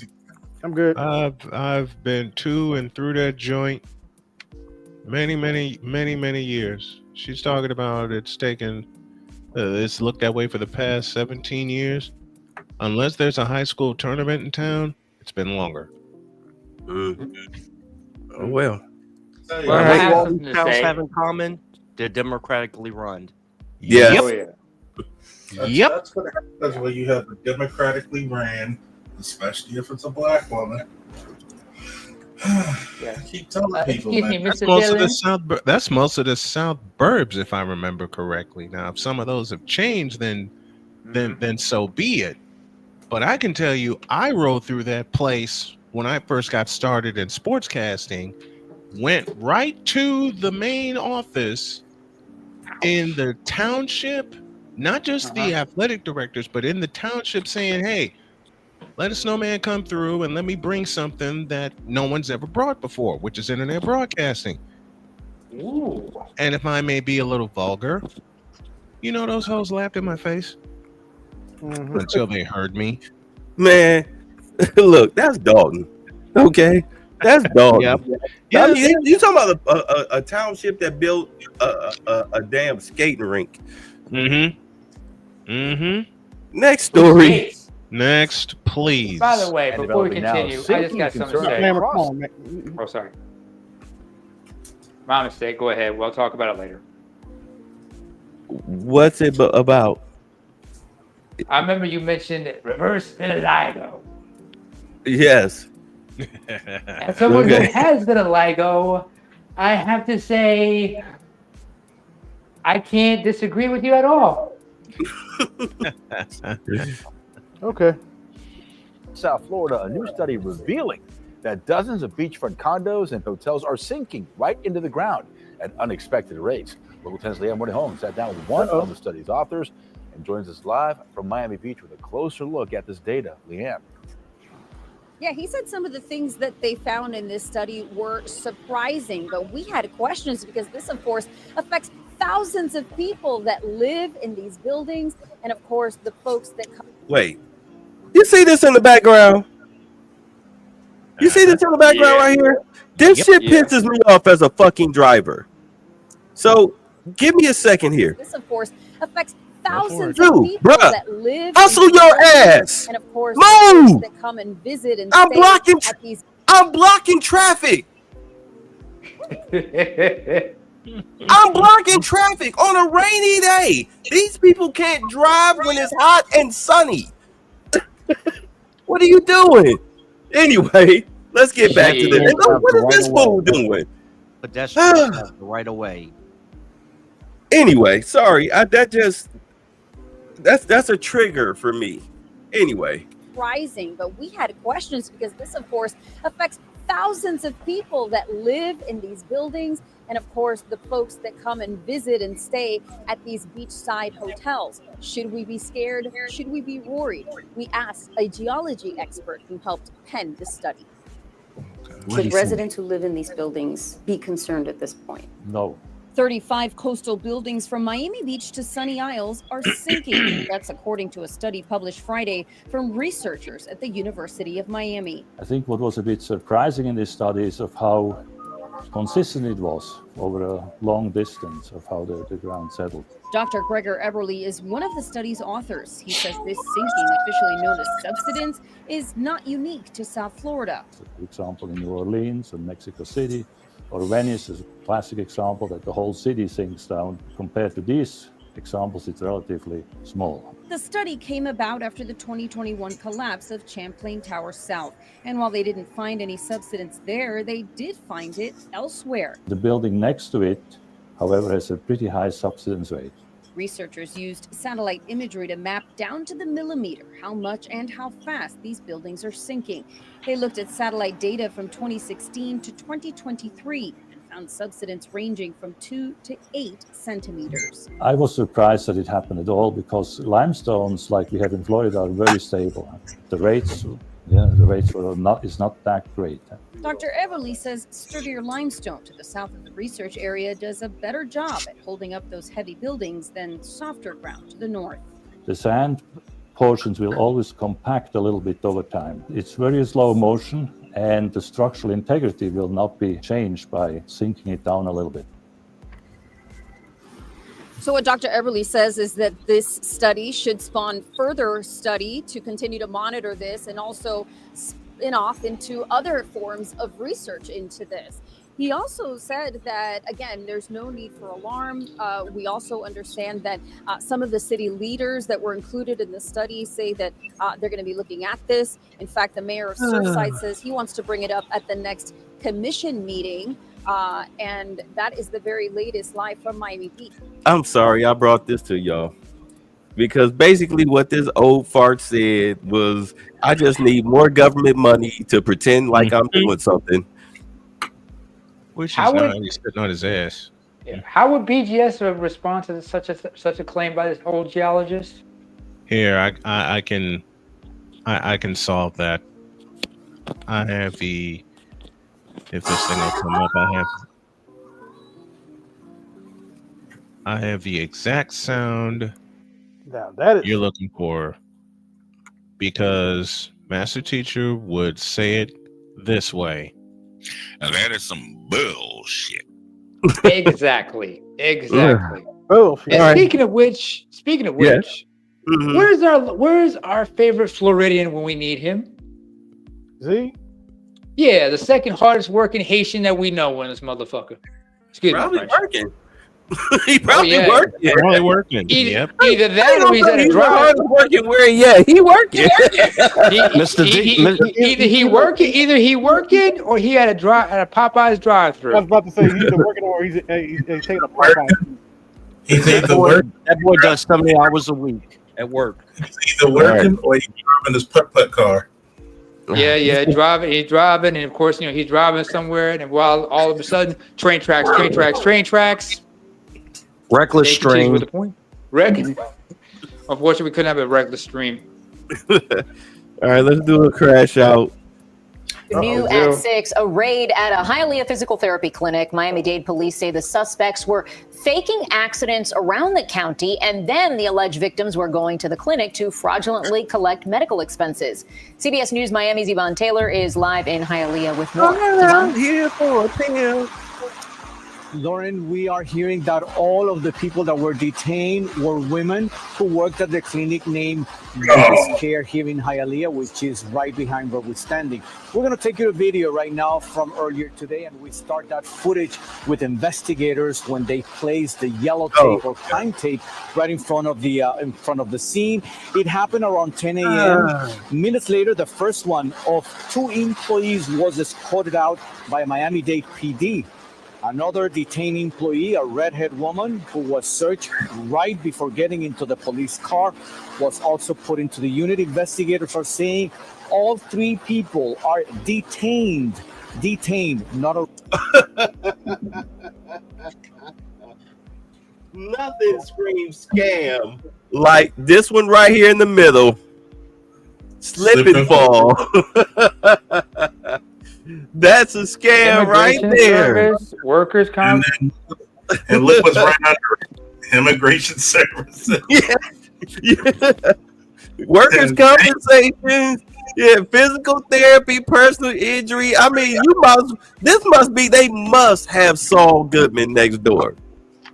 Oh man. Better call Saul. You gotta have a wink with that motherfucker. Good Lord. That shit is so fraudulent, you could hit a wink. And they were Latinos, I think, right? Because remember the redhead suspect they were putting in? That was a Yeah, Latino. she was. Yeah, one was black, one was Latino. Latina. Good Lord, I bet they take EBT. Arrested. The clinic is located at 5941 Northwest 173rd Street. At the door, there's a sign stating that they do physical therapy. And a notary. You see that? And a notary. And a notary. So and a notary. Left and right. Wait. What's a notary? What's a notary? That's what Yeah. you need to have. Let's say you need to have documents signed officially, like for courts or whatnot. Oh, okay. Right. So a notary, you pay them $10. Well, last I checked, you pay them $10. You and another party sign it in front of the notary. The notary signs it, and they use their seal. They got a stamp, like a metal stamp. Okay. Hey, by the way, can somebody put up what Mr. Donnie Mac just posted? Got to diversify the hustle. No. Yeah, that one. No, the other one before that. One before that. Oh, I'm falling. I can't get up. Yeah. Help! I'm falling. I can't get up. Personal injury, slip and fall, even immigration. We are hearing from some of the neighbors that the place has not even been open for 6 months. Police are investigating if the clinic is linked to auto insurance fraud. We are waiting for additional information on this. We will have, coming up at 7 p.m., reaction from one of the people here, based on what they saw when this happened at around 10 She's a.m. searching. She got frisk her. Make sure that's an actual ass, not a BBL. Probably is a BBL. It's Miami. They all have BBLs. That's messed up. Damn, they even was like, oh, so you need a fake insurance claim? Don't worry, Rodrigo, yes. Rodrigo. What's the blue sedan? Okay, Rodrigo. Yes, sí, señor. Go get the crash car. Sí, señor. Let me go in the car. I'll get in the car here. Like the dude and the chicks up in New York. Remember them? Mm-hmm. Yeah. No. Oh, wait. You talking about the 8-ball jacket incident? Where they did the fake crash, where they bagged up into the car and got out, and they had the pickup car that was behind them. Okay. Because the girl had a front and rear camera. Okay. So they tried to slam. They cut in front of her and tried to slam on their brakes, but she was already keeping the safe distance, so she was able to brake right when they did. So then they went forward, and then they tried to hard brake check her again, but she stopped. But then this time they threw it in reverse and rammed into the front of her. Crunch. Right. So then they get out the car trying to act like, oh, you hit us. But the guy saw that she had a dash cam. So then they all kind of split up, taking off running in the cars and everything. So then there was a massive manhunt out for them. So they caught him and they found the crash car. And the car had several damages on it because that was the quote unquote crash car for the insurance fraud. I was thinking something else because when we said Latinos, when we said Latino New York, I was thinking something else. Oh, you're talking about the guy who slapped the chick on the train? With the 8-ball jacket? Yeah, you dirty bitch. You dirty bitch. He wasn't deaf, he was Dominican. Yeah. All right, so it's dirty messed up. CBS News Chicago. And they had this covering it. But those are your black female businesses. Somebody just farted. Yeah, this story, I've seen this, but I mean I've seen it, but I haven't seen it. It's like let's review this. See what happened to these little girls. Is investigating how this could happen. A prestigious cheerleading team from Kankakee sleeping on the floor of a school. They got here after a charter bus company took their money and didn't show up to drive them to a championship tournament in Florida. They turned to our Dorothy Tucker for help, and she discovered troubling details that left these girls stranded. Oh, wow. Please don't tell me somebody went Funky Five Finger Productions on the bus company. Holla at your boy's transportation company. Let's see what happened. The Kankakee Elite cheer team is great with the moves, but they found themselves moving nowhere despite having this signed contract with a Dalton-based bus company. They paid more than $10,000 by check, zip. Dalton. See what happens when your town is ran by single mothers? Oh my God. Kiki and Mookie's transportation company. We're gonna take you for a ride. Name. Please stop saying that name, Charles. Please, I don't need that Drake song in my head all of a sudden. We're gonna be like Marvel vs. Capcom. We're gonna take you for a ride. Held in cash. The cheerleaders did a lot of sponsorship, a lot of donations, a lot of fundraising to get to this point. This is not a cheap trip. Samuel Bus Service was supposed to take these girls to Tampa, Florida, where they hope to cheer their way to victory at a big tournament on Saturday. Cheering really makes me happy. It keeps me active, Instead, they wound up sleeping on the floor of this Kankakee Middle School when the owner of the bus company claimed the driver had a serious illness. It was very cold and it was just not fair. Just having to sleep in a school was very, very uncomfortable. And I just couldn't sleep. Then the excuse involved a broken airline on the bus, a promise of another bus. Oh, and Samuel's other driver supposedly passed away from a major heart attack. And we got scammed. God damn. That he took these parents and these cheerleaders' hard-working money.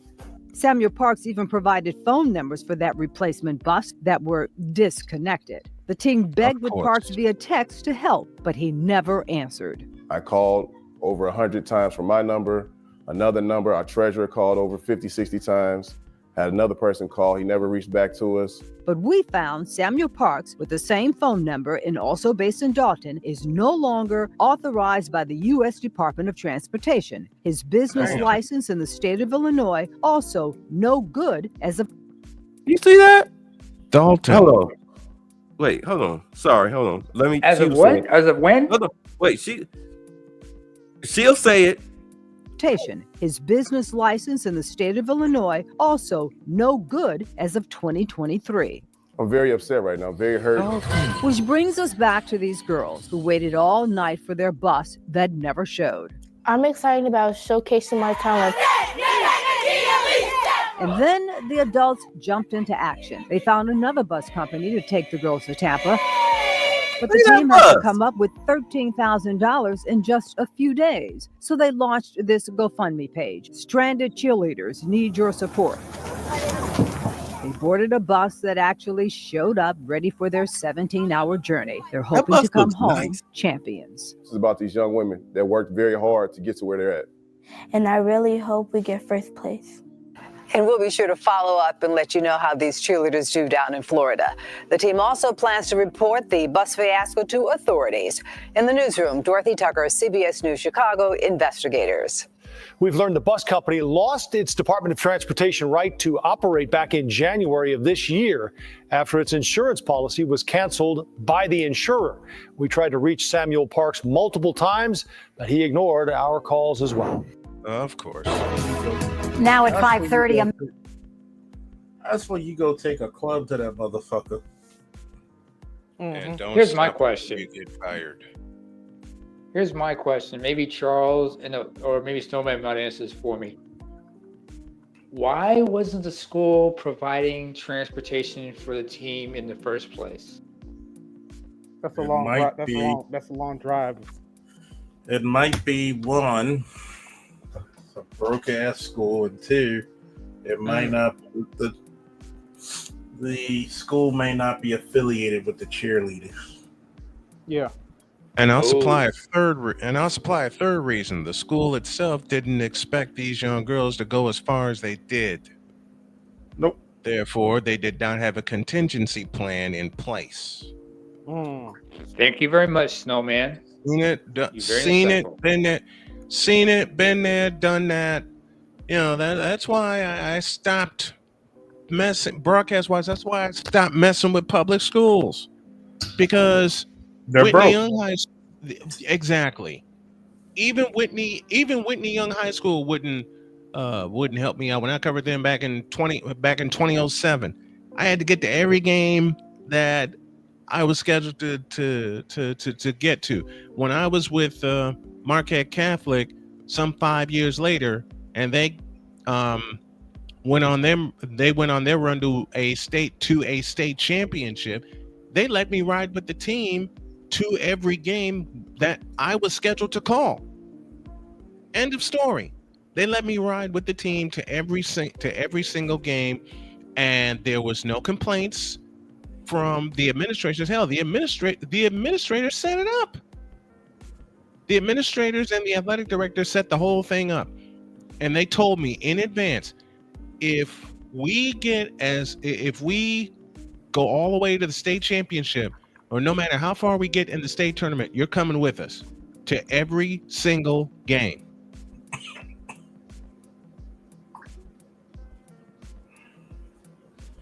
I'm glad they took care of those girls. You know, I mean, I know how we I know how we have our issues with adult women, but these are just little girls. They didn't do nothing wrong to nobody. Right, they didn't do nothing wrong. They That don't was deserve so that. sad to look at those little girls in the hallway. See, that's when you put there's some things you go up into somebody's office and you put a fucking gun to their head. Like, seriously, you don't do that to little girls and rip them off. Right, that's when they work so hard to get to a state championship and competition. That's how you make villain stories. 13 grand is nothing to sneeze at either. 13 grand is nothing to sneeze at, but again, a contingency plan should have been in place just in case for something like this, just in case the girls did get as far as they did. Let's just talk. This is what happens when you book through the internet instead of actually going to the brick and mortar. Yep. You go to and something like that. You're talking about taking a bunch of little girls to Florida and back. Yeah, you have need to go walk through the front door of the place. You know, let me check your BBB. let me make sure your officers are clean and representing whatnot. You got some guy with grease stains on his white beater, old baseball cap. First and foremost, let me make sure your office. First and foremost, let me make sure your office exists. Yeah. Holla at your boy Productions. Shoot. Hey, when we moved into this house, the movers, he had to go. This fool, he went and rented a U-Haul truck. I told him several times, come stop by the house, take a look. I got a lot of stuff. You say it's a 4-bit? Yeah, it's cool. I'll get a big enough truck. I'm like, no, man.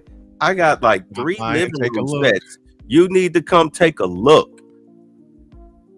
Just send me some pictures. Okay, sent him pictures, and sure enough, to take the house and take it with him. I had to make trips in my car. My neighbor had to use his pickup truck because these fools left a lot of stuff because they didn't pack it. Not only did they not pack the truck right, but they didn't have the truck was too small to begin with. Anybody remember the movie Moving with Richard Pryor from '87? Vaguely, but yes. Think that. Oh, I do. Yeah. Think that. I'm gonna say this. This is the type of shit that gives black-owned business a really bad name. Okay. You look at my website, right? Motherfuckers will look at my website and you barely know it was a black person who owns the bitch. We got a couple of sprinkles of Negroes there, And what really traumatizes it is that nobody wants to hire black business because a lot of black businesses, let's just say it, it's janky. And as a black business owner, I don't like dealing with black people because they're janky as fuck. You get burned. Had to deal with not all the time, but half the time. Half the time you get burned. You get burned. The fool broke the button off the dryer because he didn't have the dryer on the dolly right. You're supposed to have the back of the washer or the dryer. It's supposed to be on the back of the dolly. He had it the other way. So when it came down off the step, it twisted and fell, boom, and the dryer button completely broke off. And then the guy who I hired to do it, I just used some glue on that. I'm like, no, dude, this thing is completely broken off. It has to be completely replaced. What you mean replace? Huh? What you mean replace, nigga? Yeah, he didn't want to hear none of that. Exactly. That's all right, because he wound up losing a lot of money because the truck got stuck. Because by the time they got here to the house, it started raining. It was raining. So the truck got stuck in the front yard and he wound up tearing up the axle on a rented U-Haul truck. Rain on me. Yeah. Lord. Then he had to hire one of them industrial tow trucks to pull it out and haul it back to U-Haul. Oh boy, that insurance company looked at him rubbing their arms behind a tree. Yep. Mm-hmm. But that's what the hell he get. Because, That's exactly what the hell he gets. And then think about it. Know what you're trying to get into. You think I was going to take BlurCon without seeing where the fuck this shit was being held?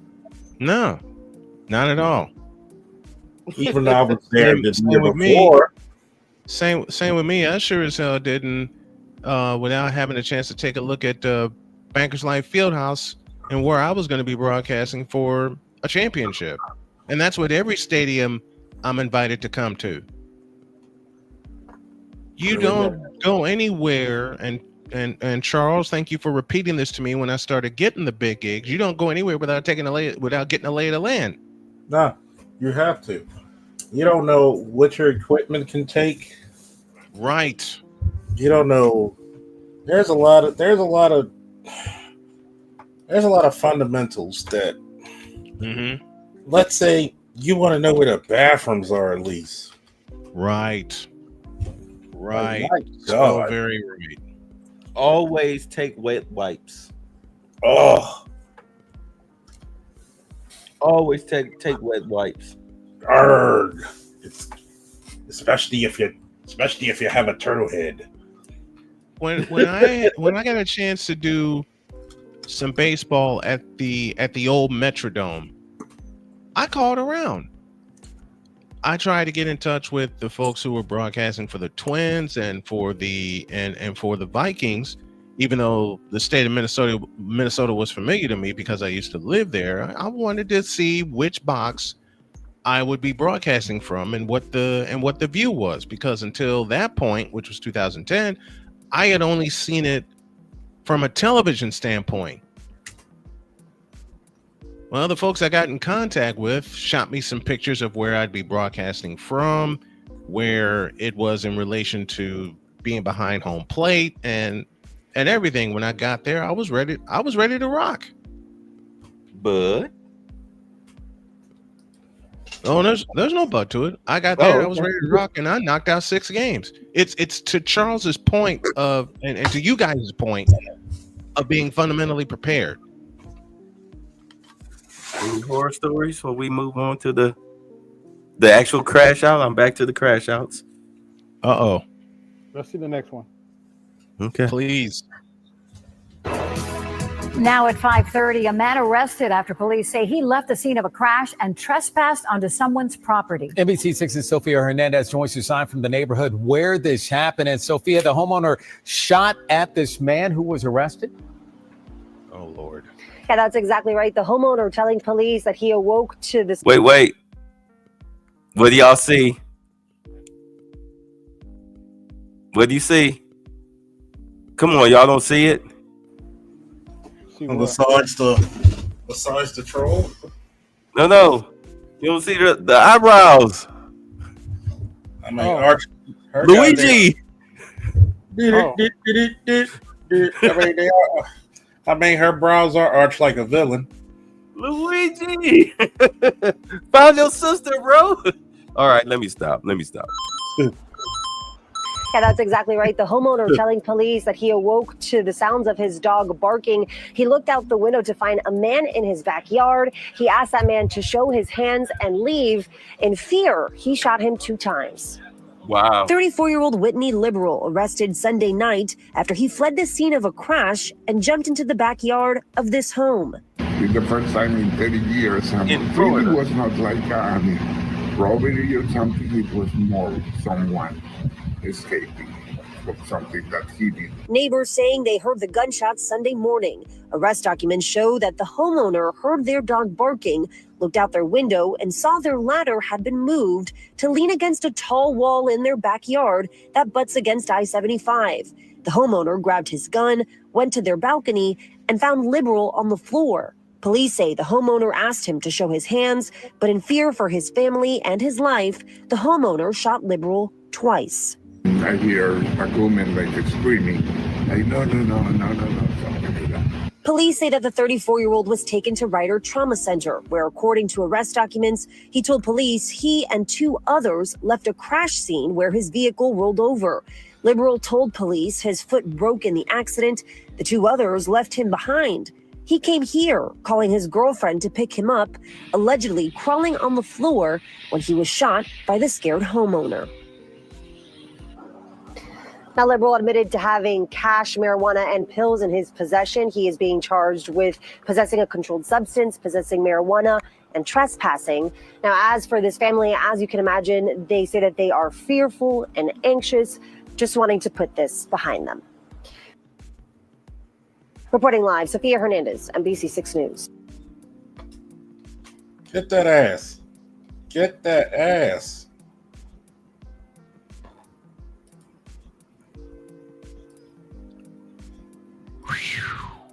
That's a lot to take. That's what she said. It is what it is.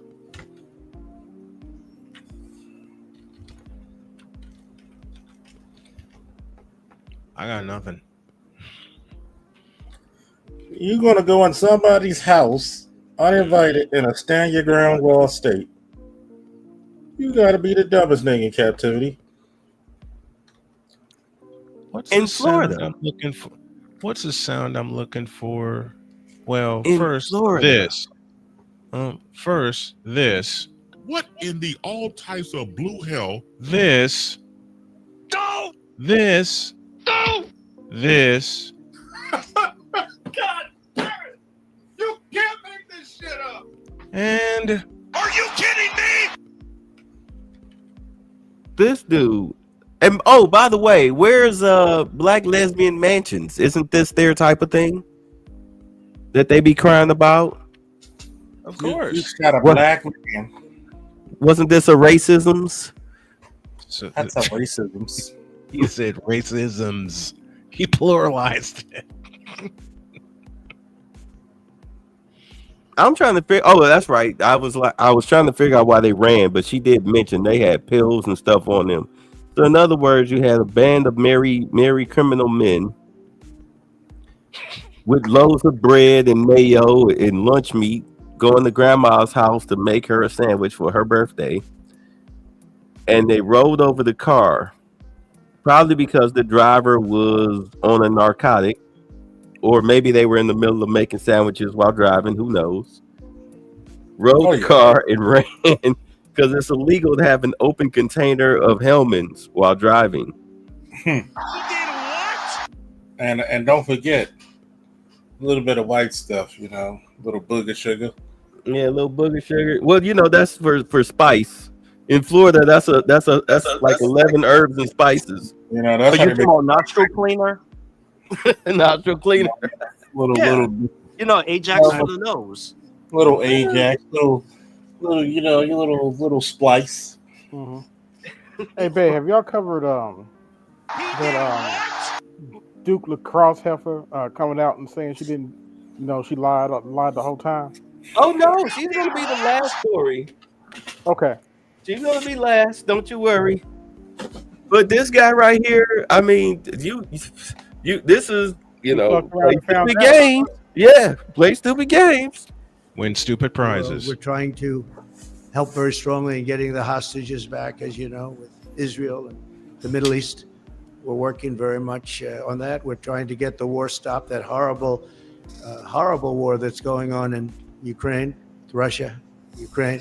We're going to, we've got a little progress. It's a tough one. It's a nasty one. It's nasty. People are being killed at levels that nobody's ever seen. You know, it's very level fields, and the only thing that stops a bullet is a body, a human body. And the number of soldiers that are being killed on both sides is astronomical. I've never seen anything like that. And rapidly, I get reports every week, and it's not even, you know, it's like just they're going down. Nobody's seen anything like it. It's a very flat surface, a very flat land. That's why it's great farming land. It's the breadbasket for the world, actually. But it's very flat, and there's nothing to stop a bullet but a body. There's no protection, no nothing. And it's what's happening there is far worse than people are reporting for both sides. So we're going to do our best, and we've been doing our best, and we'll see what happens. But since the election, I've been working every day to put the world at ease a little bit, to get rid of the wars. We had no wars when I left office, and now it's the whole world is blowing up. But there's great optimism, and you saw that by SoftBank. Starting on day one, we'll implement a rapid series of bold reforms to restore our nation to full prosperity. We're going to go full prosperity and to build the greatest economy the world has ever seen, just as we had just a short time ago. We had it in my term. We had the greatest economy that the world had seen. We were blowing away everybody. Our country was doubling up on China, doubling up on everybody, and everybody knows it. And then we had to slow it down with COVID, unfortunately, at the end. But even then, I gave it back with a substantial increase of the stock market, bigger than it was pre-COVID. So it was pretty amazing. Already preparations are underway to slash massive numbers of job-killing regulations, eliminating 10 old regulations for every new one. You put a new regulation on, you have to get rid of 10, and we'll be able to do it. And that was about the percentage we had. We cut more regulations than any president has ever cut, by far, actually, by approximately 5 times. Some of those regulations, unfortunately, were put back on, but we'll catch up very quickly. We'll catch up with the world. We're trying. I think that Typical Trump. I think that Trump legitimately wants that shit to stop because, for several reasons, because a lot of people want the killing to stop, man. We just got out of 20 years of Afghanistan and Right. 12 years of Iraq. I'm not an expert, but I kind of know how that fucking feels a little bit, sort of.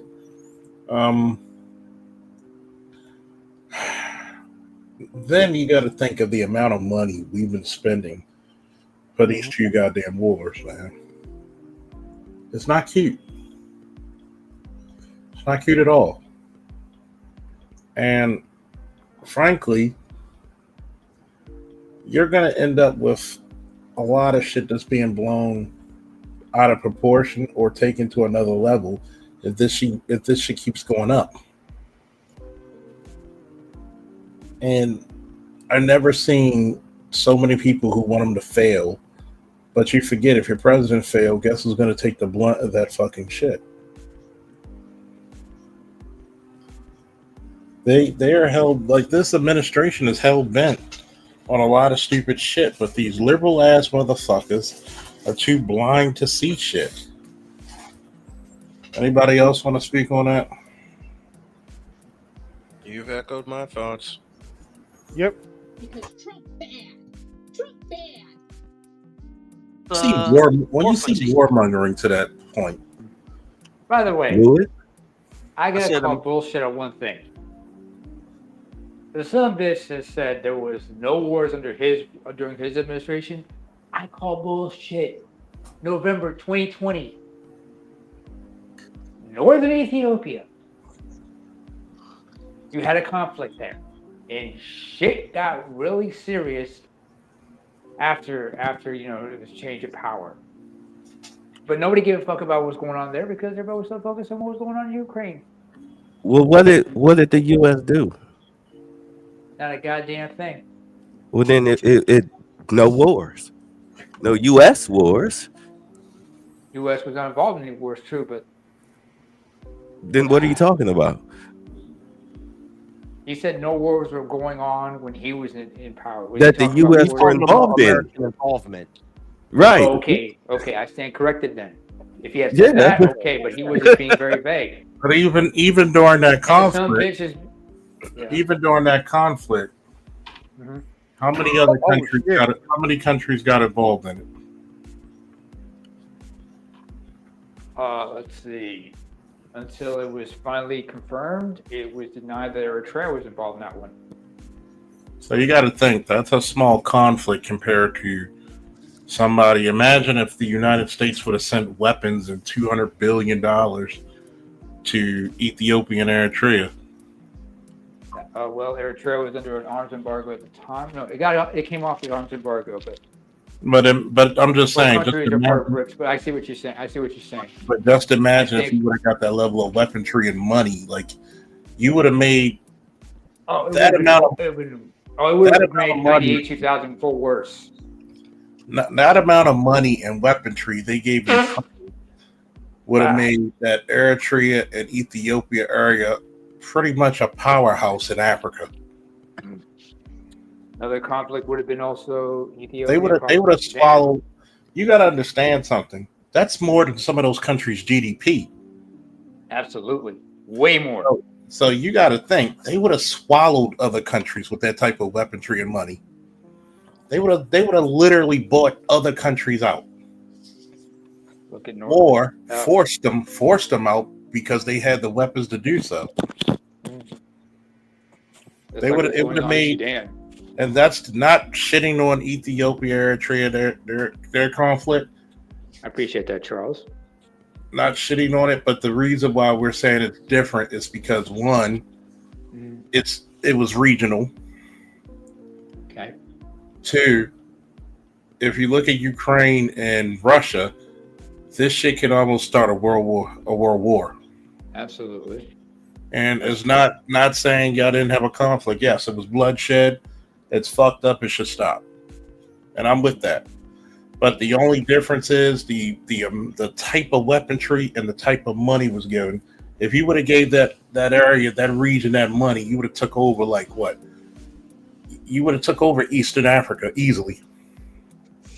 Literally almost no country would rival them. Especially if you look at the topography of both nations, it's hard to conquer them. Yeah.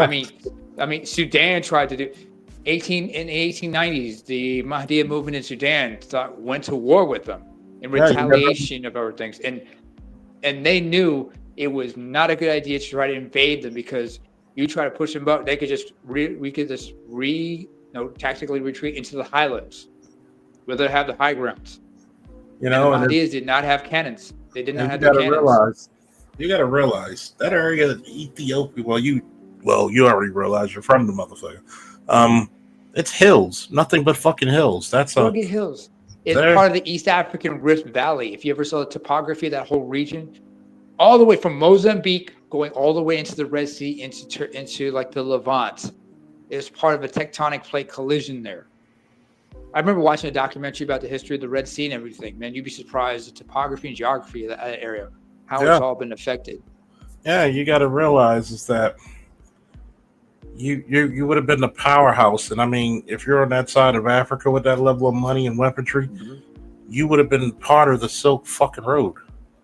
Yeah. Oh, I mean, look at Ethiopia right now. It's trying to make itself a powerhouse because, if you understand, it's issues with Egypt and Sudan right now over its hydroelectric dam. $200 billion would have solved that shit. That could have been fixed, but then again, other neighboring countries are also threatened because one of those countries in particular is Somalia, because Ethiopia is the source of one of their main important rivers in the southern part, called the Juba River. You dam that, southeastern the southern part of Somalia, which is the breadbasket of the region, might be affected, and they're worried about that. Other couple, also South Sudan, same thing. South Sudan, Kenya, same thing. Menelik II kicked the shit out of him the first time, and Menelik. Menelik II did. He came to power in 1890. That was the first time they kicked Italy's ass. The second time was under. No, the second time. Menelik was the second time. The first time was in January of 1887, the Battle of Dogali. That happened in Eritrea. That was John IV. Yeah, they also faced him in World War II. Ooh, man, it was butt ugly during World War II. Well, but they beat him. Yeah, they did. But they don't tell the story. But a lot of Black Americans also helped. They wanted to come, but there's a lot who wanted to come. But I would say this: when they came, they would have had problems to communicate with them. There was culture shocks. Not meant to mention, plenty of Armenians who were part of the Armenian community in Ethiopia were fighting on the sides of the Ethiopians against this. There were certain Eritreans who had left home and joined the other side, simply because many of them can converse with them and they have cultural ties with them. Oh, by the way, I appreciate y'all bearing with me here on this conversation. No, because it's basically bridging what we said about the reason why there wasn't really any wars. It's not considered a war. Yeah, it was a conflict, but it did have a lot of ramifications. It had ramifications. We're not bullshitting you, but when you look at Ukraine and Israel, and ooh man, Israel is.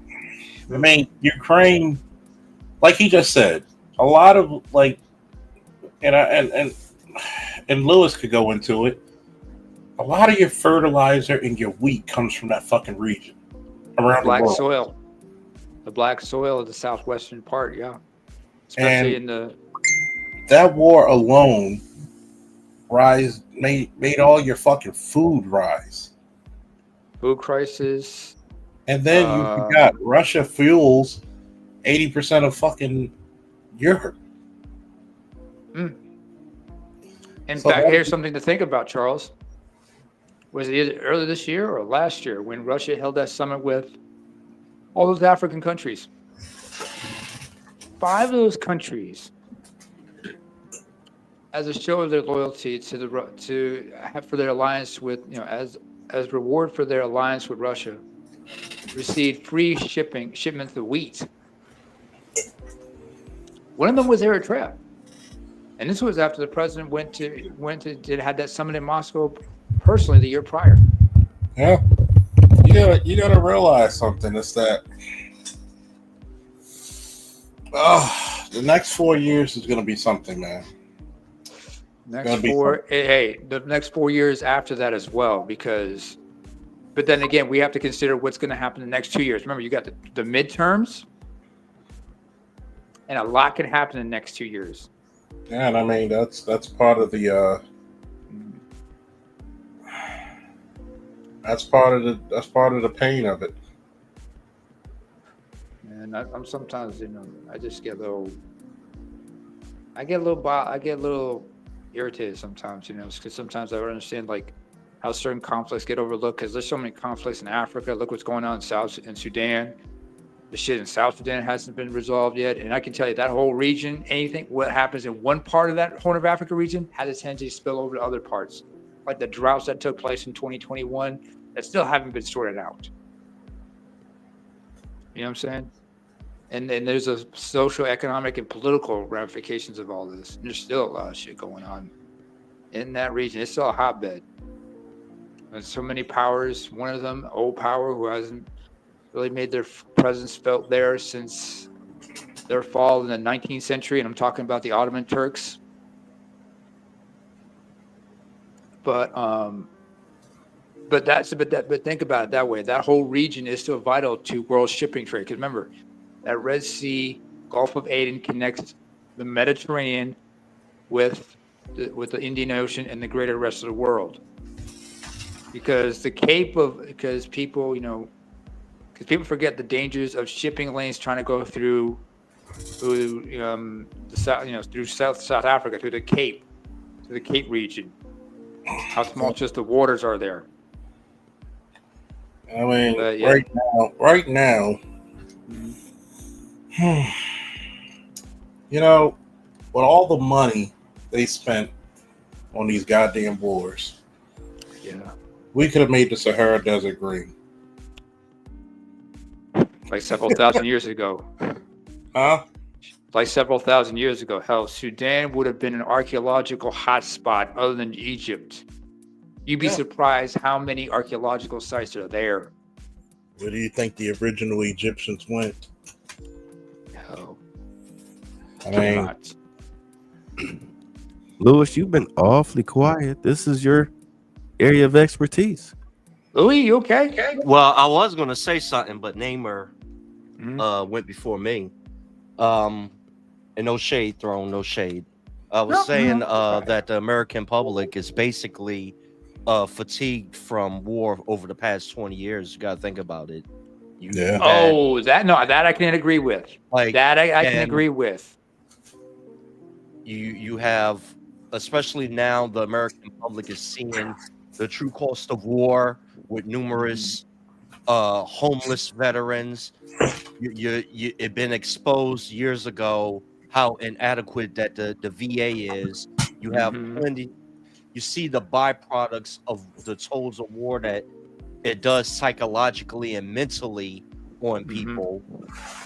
And also, one of the big things they really did not address, and maybe the technology, the information wasn't found, but with all those IED explosions, even if you survive it, is like a concussion. And now you're having a lot of veterans that is getting seizures and having symptoms of like ZTE. That's true. From that. But you got to think about it. Since 9/11, we've been in Afghanistan, Iraq, Syria, the Horn of Africa. We was in the Philippines. Also the Western Sahara region with Niger and whatnot in recent years. Down in South America. Yeah. Not mentioned because there was a lot of covert stuff that was going on there. The Balkan regions in the 90s, since the 90s. Yeah, of course. But let's not forget also, Louis, the number of veterans who make up a significant chunk of the opioid crisis. Because remember how many veterans have been dealing with, because going back to the 90s, how many of these painkillers like oxycodone and everything, people did not realize how addicted they were, especially because they were opioids and whatnot. How many, you know what? Now I'm going to have to bring something from my own childhood. I remember 4th of July weekend, 1987. Landover, Maryland. There was a benefit concert they had for Vietnam veterans. One of the hosts was John Ritter. All right, hold on a second. Okay. Make it quick and give Lewis some air to breathe. I'm sorry. I already lost my train of thought. Sorry. But here's to sum it up. There was a poet who was a Vietnam vet who summed it up with his poem. He said, and he was talking about veterans from Vietnam. He said, "You lost them to bullets and entrapment, alcohol, jail, drugs, suicide, post-traumatic stress, but never did you lose them to the truth that still plagues this nation." Amen, brothers. That also applies to many of those who served during the war on terror. If I'm wrong, I admit it. But find the line what I just said.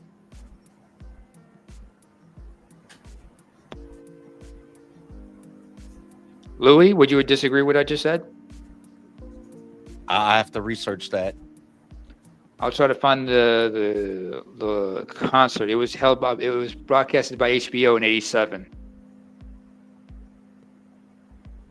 It's called Welcome Home. Forgot the poet's name, but it was really interesting what he said.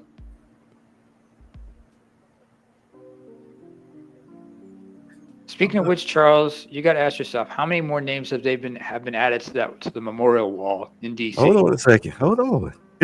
Oh. Like Trump was saying. Sorry, babe. No, you're fine. You're doing your name. I ain't mad at it. That's why we love him. As Trump said, he was talking about when he was president. He said ISIS and the Taliban are fighting each other, and the generals wanted to get involved. He was like, "For what? Like they're our enemies. Let them kill each other. Why would we get involved?" What he didn't tell you was that the reason why the generals wanted to get involved was so they could make money and help kill each other, help them kill each other and make money. And it's like, no, I'm not putting servicemen and wasting military money just so you guys can fire off your firecrackers and cash out. Complex. Yeah, like I'm not doing that. That's why when he was in office, there were no wars that the U.S. was involved in because it was unnecessary. You're killing people for sport. I'd rather have a conversation with you then bomb your children. Doesn't that make better sense? Yeah. What's up, Dusty? This is what I wanted to say. Okay, all right. What this idiot Biden has done, one, you got a nuclear power in Russia that's being brought to the brink of probably launching a nuclear missile. Two, Biden has done something that no one thought could ever be done. He's because of his incompetence, he's probably going to unite all of Islam. Shiites and Sunnis have been beefing for so long, and now with this stuff going on in Israel, you're probably going to have the Shiites and the Sunnis unite over this thing over in Palestine, and it's gonna destroy the fragile the fragility of the Middle East.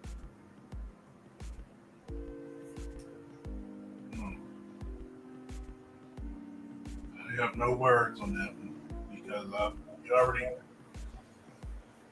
you already know what I'm saying about these libtards, man. They don't see it. You get what I'm saying? They don't see it.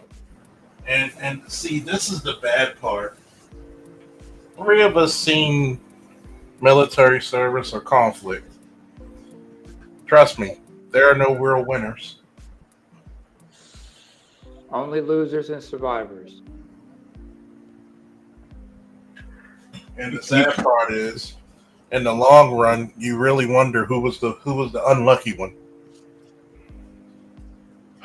Y'all ready for the next crash out? Let me say this: you got with Ukraine, you got your food chain disrupted because of the wheat and the sunflower oil and everything going on there. That caused the rise of prices in food and shortages also, because companies had to add different ingredients to compensate for the food distribution being disrupted with the wheat harvest and everything. And that caused that all around the world, because Russia and Ukraine sends wheat all around the world, and it did an indirect effect on the distribution of rice.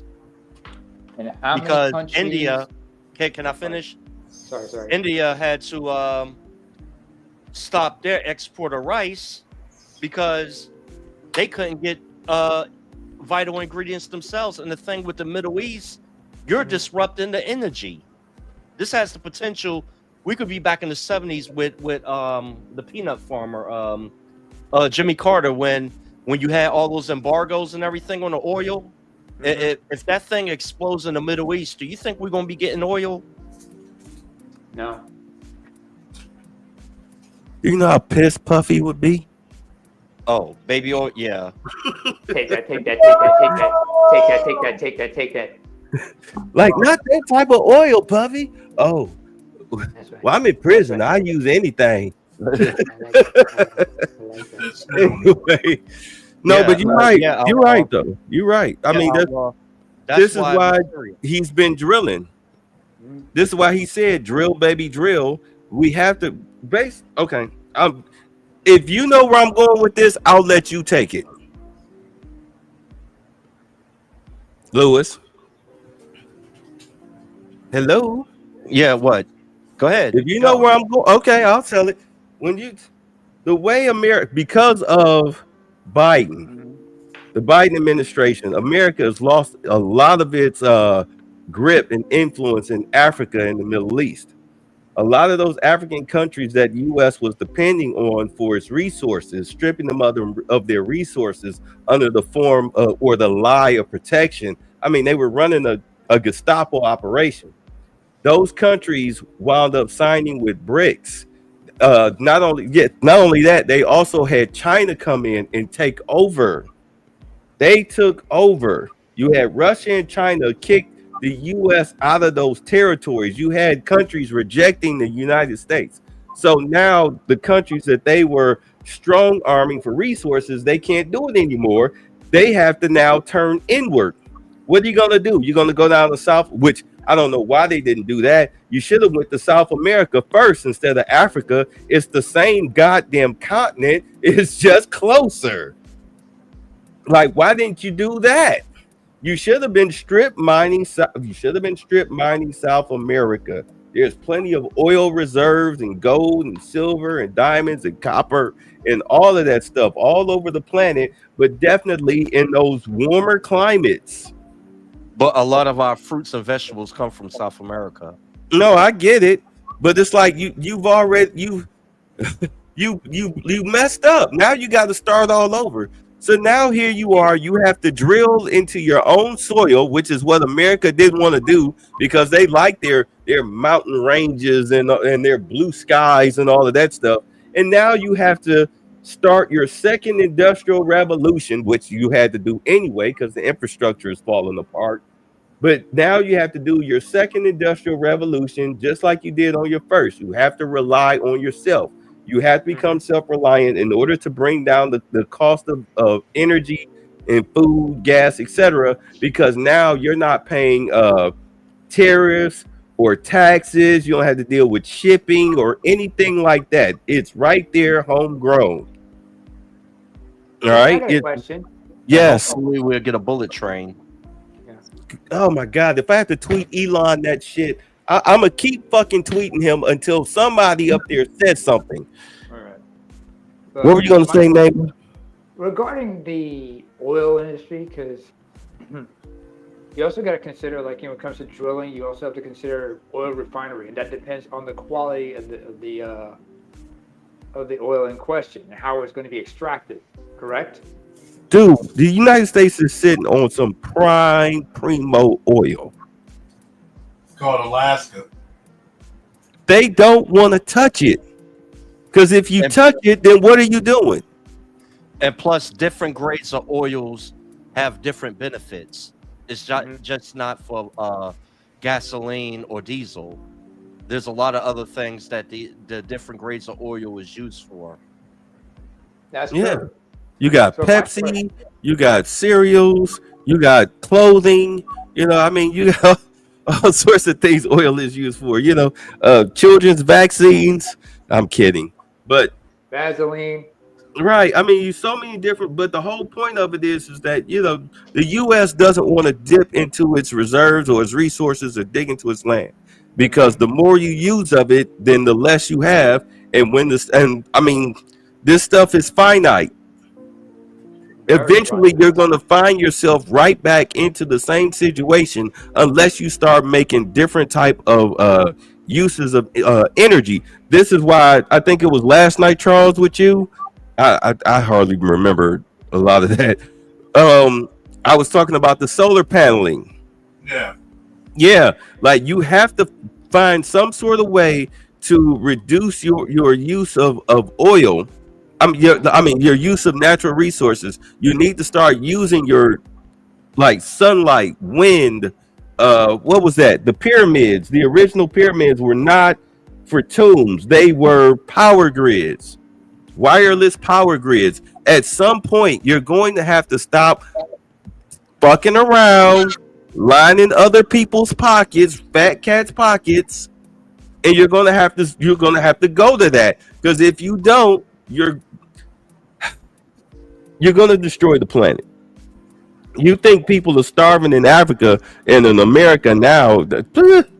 Wait till rich people find themselves starving. You know, this whole eat the rich. Like, yeah, you don't have to eat the rich. They'll eat themselves.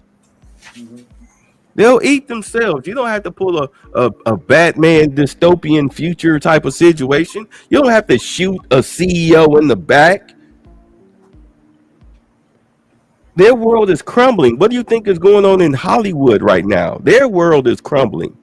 The entertainment market, is, as far as mass media, their media is dying. If they don't do something quick, they're fucked. Younger people, matter of fact, they were talking about this. I know I'm getting a little off topic, but this goes, this is a prime example. So I'm watching Cleveland Browns sports show this morning, right?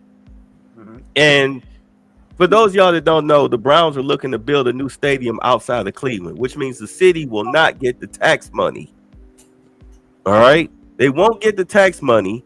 If you're familiar with the Browns, you know the product is bad. But the owner is locked in on building this new stadium that's going to cost like $1 billion something. The problem is that, and this is going on with a lot of NFL teams, the younger generation, people that are like under the age of 30, they're quickly losing interest in football. You understand? They're losing interest in football. They could care less. You see, you got the linebacker that just quit for the 49ers because he didn't want to play. Picture that now coming into the league where I play when I feel like it. Caleb Williams, prime example. I want to stake in the team.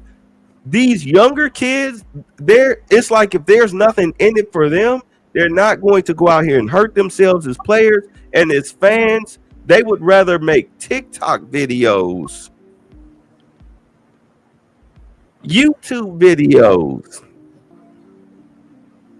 kick in people's doors, steal cars. Streaming on Twitch. Yeah, streaming on Twitch. They'd rather do internet-based stuff than go and spend 4 hours around a bunch of drunken bastards, you know what I'm saying, yelling, screaming in your face at what they would consider to be a boring football game. Not to mention also the number of people who are unable to who can get like season tickets, right? Right, plus the cost. But the whole thing is that when you start to drain your resources like that, when people aren't paying attention anymore because the product is bad, you lose. The rich wind up eating themselves. Who you going to put on the hook for that? The people? No. You made that deal. You fronted the money. Because you wanted to cut us out. You talk about spite and cutting off your nose to spite your face. This is what's going on, not just in all entertainment circles. In all entertainment circles. Why YouTube is the #1 watched media conglomerate in the world. Second to Netflix. By the way, if you haven't seen it, that Jamie Foxx special, it's funny, but it's very heartwarming. When his daughter came out to play the guitar, Celine. Yeah. Oh my God, that little girl. I mean, those were the real tears. I mean, damn, her daddy almost died. Anyway, I'm getting off topic, but no, it's okay. It was beautiful. It was beautiful because I saw. Yeah, it was very beautiful. Yeah, people with natural hair. Not what? There's nothing wrong with her hair. No, I think her hair was natural. It was beautiful. How she Because she's an artist. You couldn't even see her face. She was like a cartoon character of herself. You couldn't even see what she looked like. She had so much hair and a big old puffy afro. Yeah, I miss my fro. Yeah. That day in winter. But at any rate, what I'm saying is that if you don't do something fast, especially as America, if you don't do something fast that really benefits people concerning energy, food, all right, crime, immigration, if you don't get this shit done within the next 2 years, if people don't see significant progress, then you're going to lose those primaries in 2 years. You're going to lose those primaries. You're going to lose seats back to Democrats. But if you can actually start rounding these motherfuckers up, busting them the fuck, we don't give a fuck where you go. But once you cross this line here, you come across it again, we will shoot your ass. Or we'll just throw you in a prison labor camp and work you to death if you're lucky. But you're not welcome here. You start bringing food costs down, gasoline prices go down. In 2 years, them Republicans, they're going to retain those seats. Just start showing promises. That's all you got to do. Just start moving on those promises. And in the war in Ukraine, if you can get that under wraps before the summer. I know CNN and MSNBC, he said he'd have it ended in a day. Well, goddamn, bitch. He got it done in 6 months. That's not enough for you? Never satisfied, are you, Joyless Reed? You bald head bitch. So stop, babe. Stop. That's the wrong network, but yeah, fair enough. Stop. Who wants to listen to that Congolese jackass? I'm just saying, you get that stuff done, you start moving, don't worry, you'll be fine. You get JD Vance, you give him some side projects, he start making stuff move, you'll be fine. The biggest thing that you have to do now as president, not just as Trump, but as president, with the House and the Senate and the Congress fully backing you, because it's a majority Republican Congress. You start getting shit done.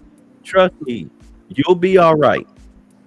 The American people will back you, and they'll back Vance for another 4 years. And if he can keep shit going, he'll get another 4 years. But if you don't, if you start faltering, shit start falling apart because the Democrats, I'm gonna say it right now. When their biggest thing is this immigration situation, throw them motherfuckers in jail. Any Democratic mayor or leader that wants to get in your way, that wants to harbor fugitives, throw their asses in jail. Ain't no Senate committee hearings or time wasting shit like that. Throw their asses in jail. Here's a question. Yes. When was the last time in the commander-in-chief issued a martial law and put the country under martial law, emergency of martial law? Has there ever been a situation like that in United States history?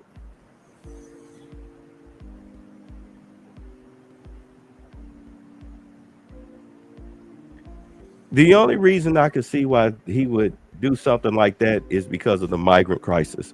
Because the way I'm seeing it, the Democrats appear to be trying to start a civil war. The way they're talking about this CEO being shot, you've got people getting the FBI slapping handcuffs on them. You got people getting fired, of course, because women cannot shut the fuck up to save their life. They got to jump on the internet, full face cam, and tell you how much they wish that they could shoot you too, and all of this stuff. They really think they can say whatever they want without consequence. They can do whatever they want without consequence on the internet. It's called self-snitching. Right. So, excuse me. Hold on. Some of these illegals, they're gangs. All right, they're roving gangs of terrorists. Not to mention some of the terrorist cells from other countries that are here. They're not going to go quietly into the good night. All right. Nope. They're going to, by hook or crook, they're going to try to stay here. So you're looking at military battles with illegals in American cities. It's going to get very, very messy. This is the one thing that Trump isn't talking about, nor are the Democrats talking about it. Neither side is talking about how, hey, this could get messy. Some people gonna have to die. They gonna die. These guys are used to shooting it out with cops. Cops in SWAT gear. Do you understand? These ain't no goddamn, little 17-year-old carjackers with a little pistol grip thinking he tough because he got a switch on it. No. These are like guerrilla fighters. AK-47 and brandishing. Yeah, these having battle tests in certain cases. Right. These military guys know drill. what it's like to fire a rocket launcher Oh yeah. at a tank or a Jeep or something full of people. They ain't scared of shit.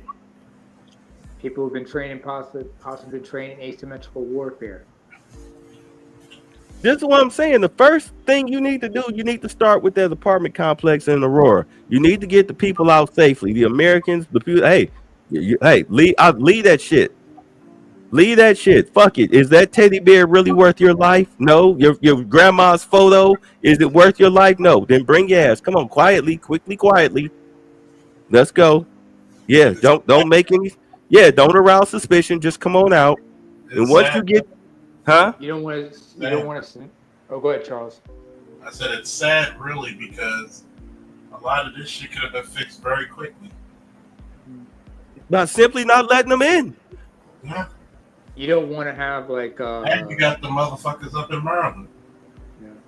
They might not like Baltimore.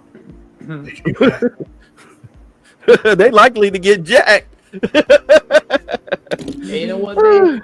As far as the one in Aurora, the worst case scenario is like that movie, The Siege, regarding the SWAT team in Indonesia. If you ever see that movie, The Siege. I haven't. Or you gotta see that movie. But yeah, but By the way, the martial art they use is called Silat. Okay. Really similar to Malaysia. Go ahead. But to have American Democrat, no, I swear to God, we as black people, especially black men, we got to tell the Democratic Party to suck our fucking dicks. I don't know why the fuck we got. I mean, I know why, but I don't know why here in 2024 we at 77% ass kissing. That's ridiculous. At any rate, to have these, yes, they just us. Right.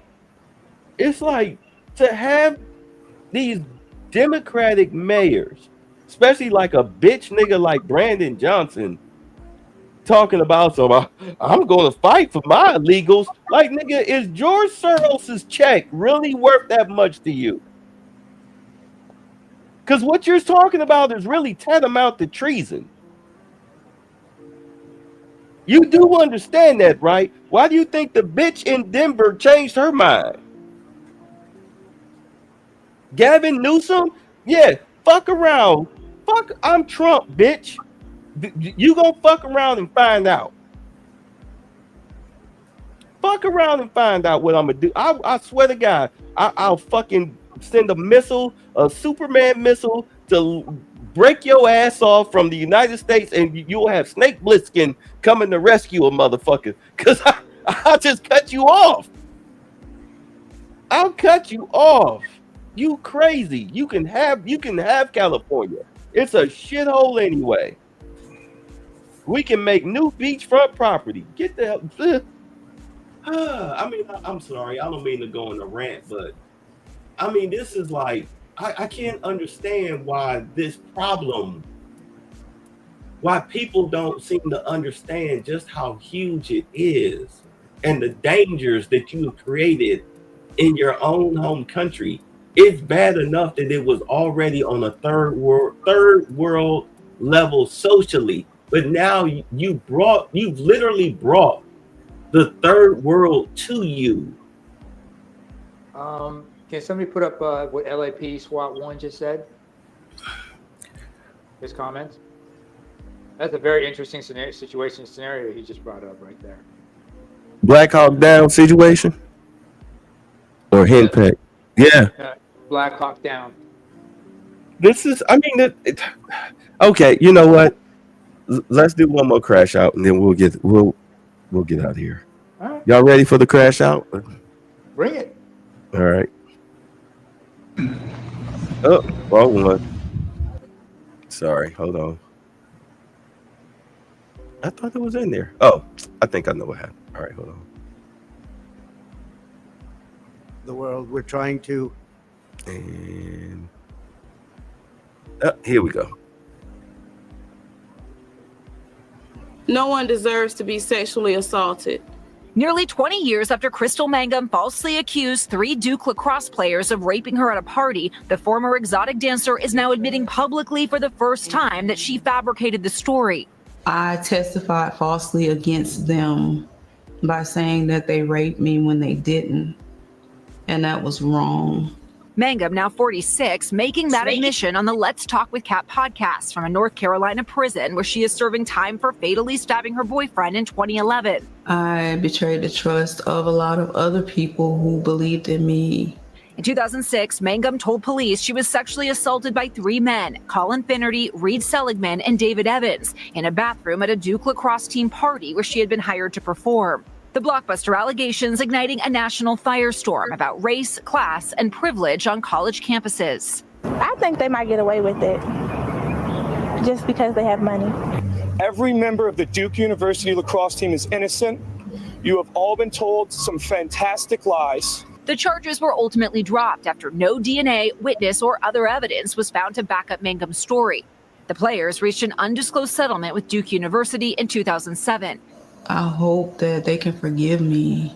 Colin Finnerty telling NBC News, I hope this time in jail makes her think about what the consequences are for her actions.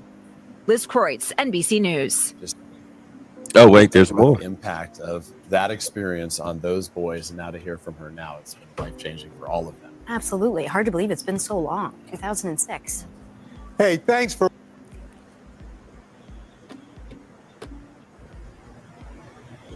The floor is yours, gentlemen. I remember. Can I say something? Go ahead, Louis. Look, and I really don't talk about this. This really burns my ass because I am a victim of false allegations. Okay. Oh. I wanna hear Roly Poly. I want to hear all of them on ESPN because I remember them talking about this. I want everyone that had something to say where there was no evidence and they were charged in a court of public opinion instead of in a court. Now that this has come out, I want them to say, I was wrong. I got caught up in the emotions of the unfortunate things of the racial tensions that is in this country and all this believe all women bullshit. This is the prime example where you just go off the cuff without all the evidence. And unfortunately, all the apologies in the world would not fix what probably happened to those young men.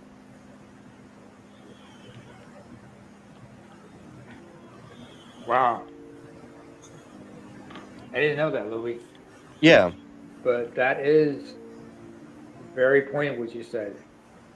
Me, I can tell you that when I thought about this whole story, I mean, I got caught up in it when I was younger because, you know, I was naive. You want to know why she's in jail now? She has set her boyfriend on fire. Yeah. Ooh, yeah. I heard she murked him, but I didn't know that's how she did it.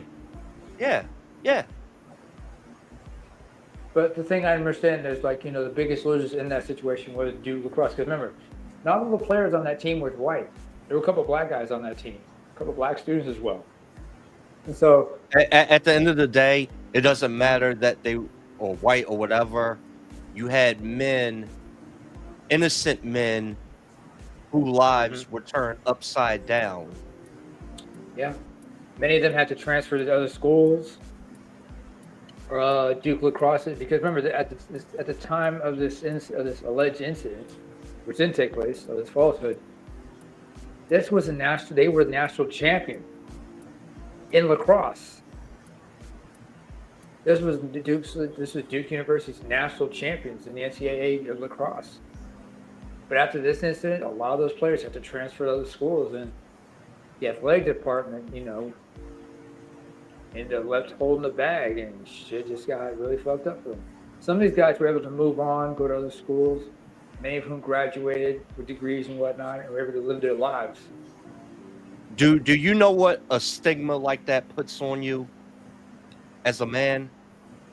Patrice O'Neal is a prime example of such a situation. Because if you remember Patrice's story, Louis. I met Patrice O'Neal. Yeah. he talked about what happened to him in the late 80s when he was falsely accused.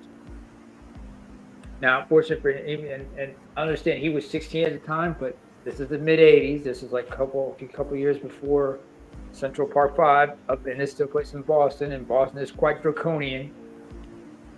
They ended up got tried. He and one of his cohorts, one of his alleged co-defendants, were tried as adults, and they were 16. Now, fortunately, they did 2 months, but Patrice had to spend the rest of his life with his name on the offenders registry. They eventually did not. And eventually, that caught up with him one time in 2010, I believe it was, when he tried to drive to Montreal, take part in the Montreal Comedy Festival. And at the border, they checked him. He said, "We can't let you in." He also talked about how there was this French Canadian border officer who was real feminine and who was a woman, and she was just like really grilling him, giving him the blow dry treatment of sorts. And he decided, you know what, it's all right. I'm just going to turn my car and leave. I'm not signing anything. I'm just going to go back. And he talks about that incident on Opie and Anthony. He told the story of what happened to when he was 16 on Opie and Anthony, and they were like shocked. And why they brought up this, because how this came up was they were discussing the conviction that is was when they were talking about underage male students getting involved with their teachers, female teachers that is. But these accusations and shit, I mean, that's why Patrice said what he said about what happened to Mike Tyson. Let's not forget what happened to Brian Banks, because they were falsely accused. And look what happens. They have had to deal with it, and they've had to deal with it. Now, fortunately for Banks, he was able to clear his name, but he lost nearly 6 years of his life because of it.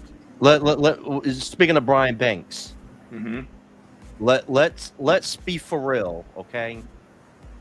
Brian Banks was locked up for that. Yeah.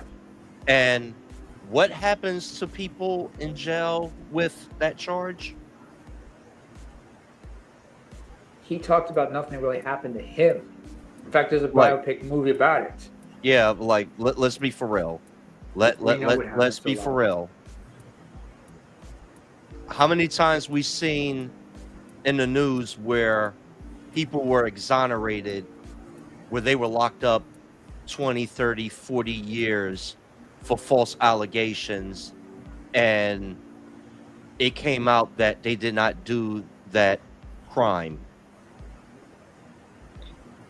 Many times in the past. And imagine what possibly could have happened to them while incarcerated for that false accusation.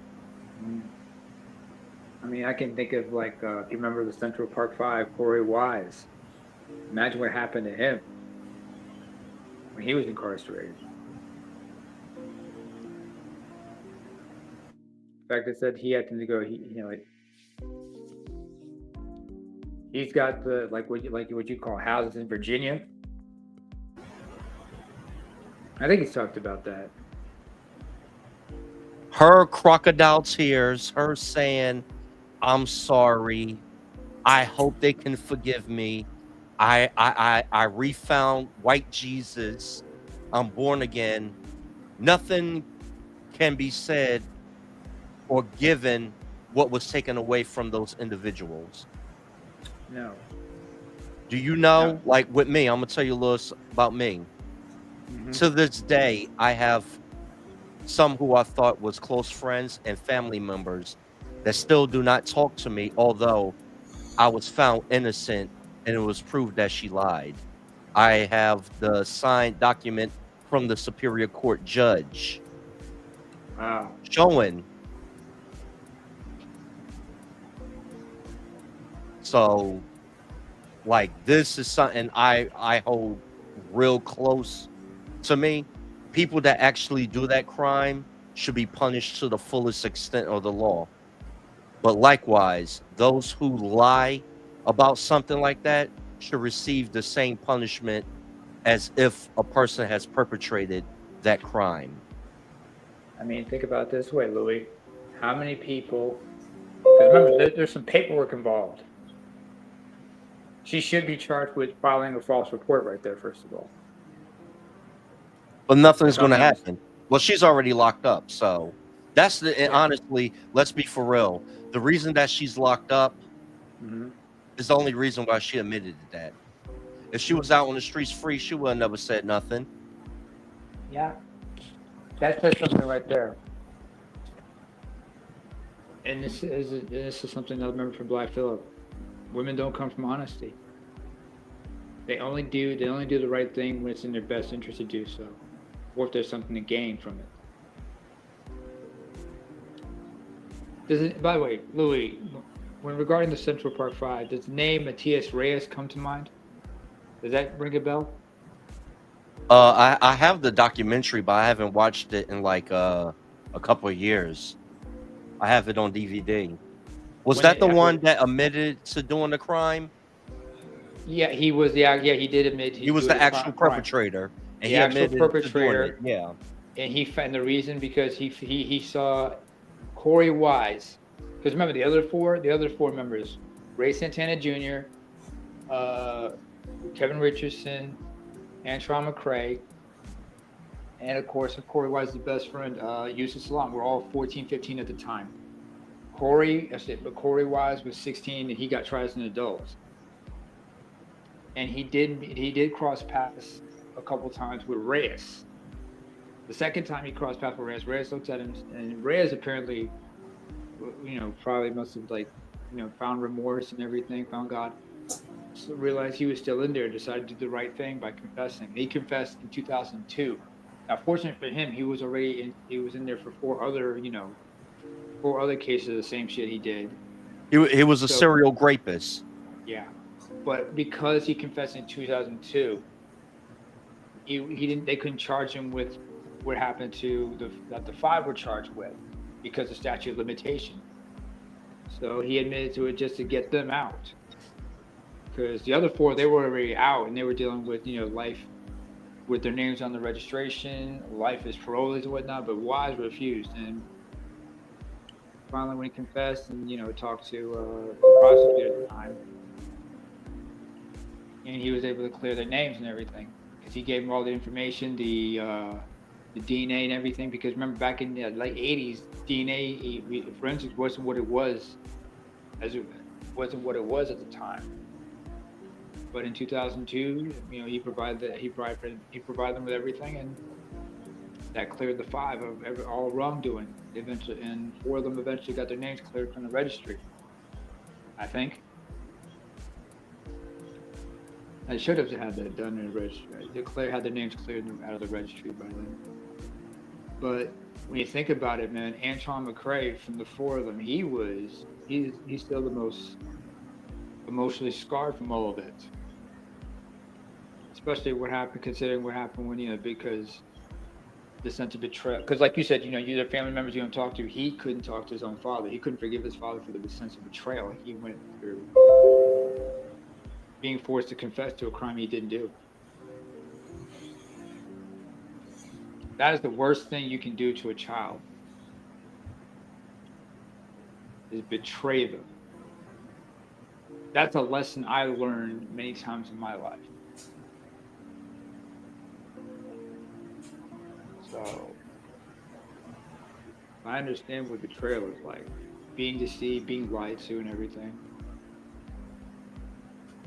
People losing faith in you. Quick to judge you when you get accused of something.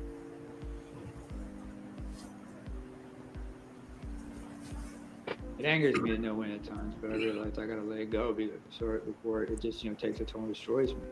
You're all right. Here's where I sit in this whole situation. Mm-hmm. I mean, it's just like with this model trophy wife chick or whatnot, and the Trevor Bauer situation. And for the record, Trevor Bauer, he got accused twice. Second one was by a black chick. And that chick is in jail because she tried to run that extortion scheme on an even wealthier white man out in Arizona, and they threw her ass in prison for that. I'm surprised that the first chick didn't wind up going to prison for blackmail for what she did to Trevor Bauer. You got the Brian Banks situation. That woman and her mother needs to spend 5 years each in prison for what they did, because you knew it was a blackmail scheme. All of this, it's blackmail schemes. That's what this girl tried to do. She did it out of anger because she was trying to get more money out of them. And she stoked racial tensions on that campus. I mean, there was no telling how this could have went. An incident like that, just like the whole Tawana Brawley bullshit, you could have sparked race riots all across the country over a lie. I mean, we as black people, we have lost cities, towns, countless lives over false rape allegations, as the super mayor would say.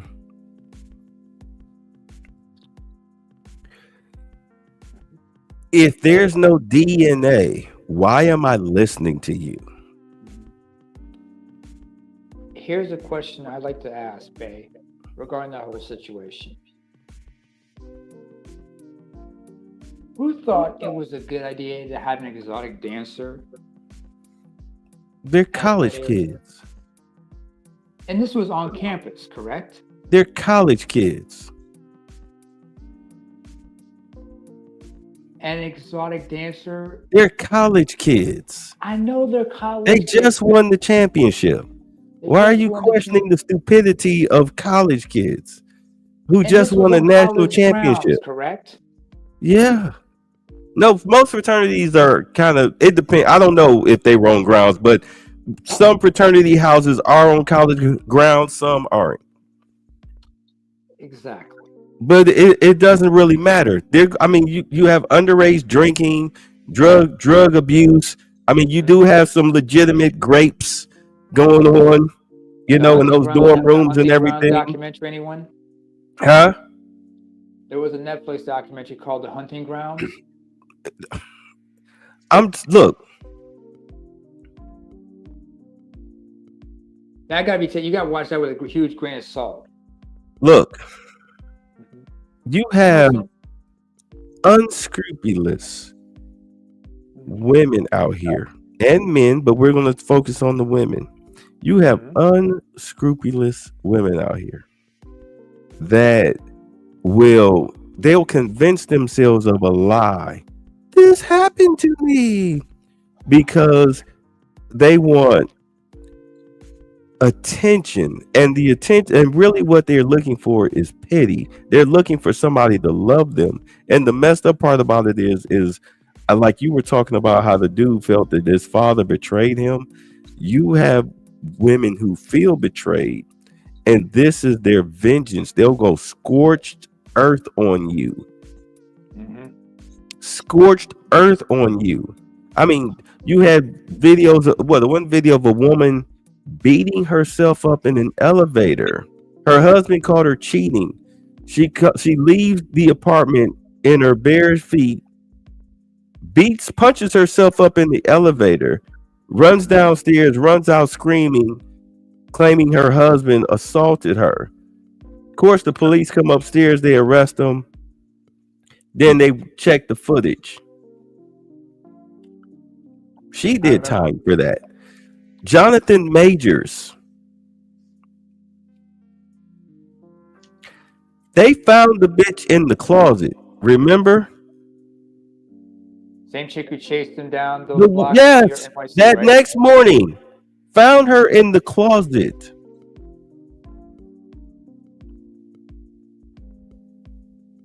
Damn.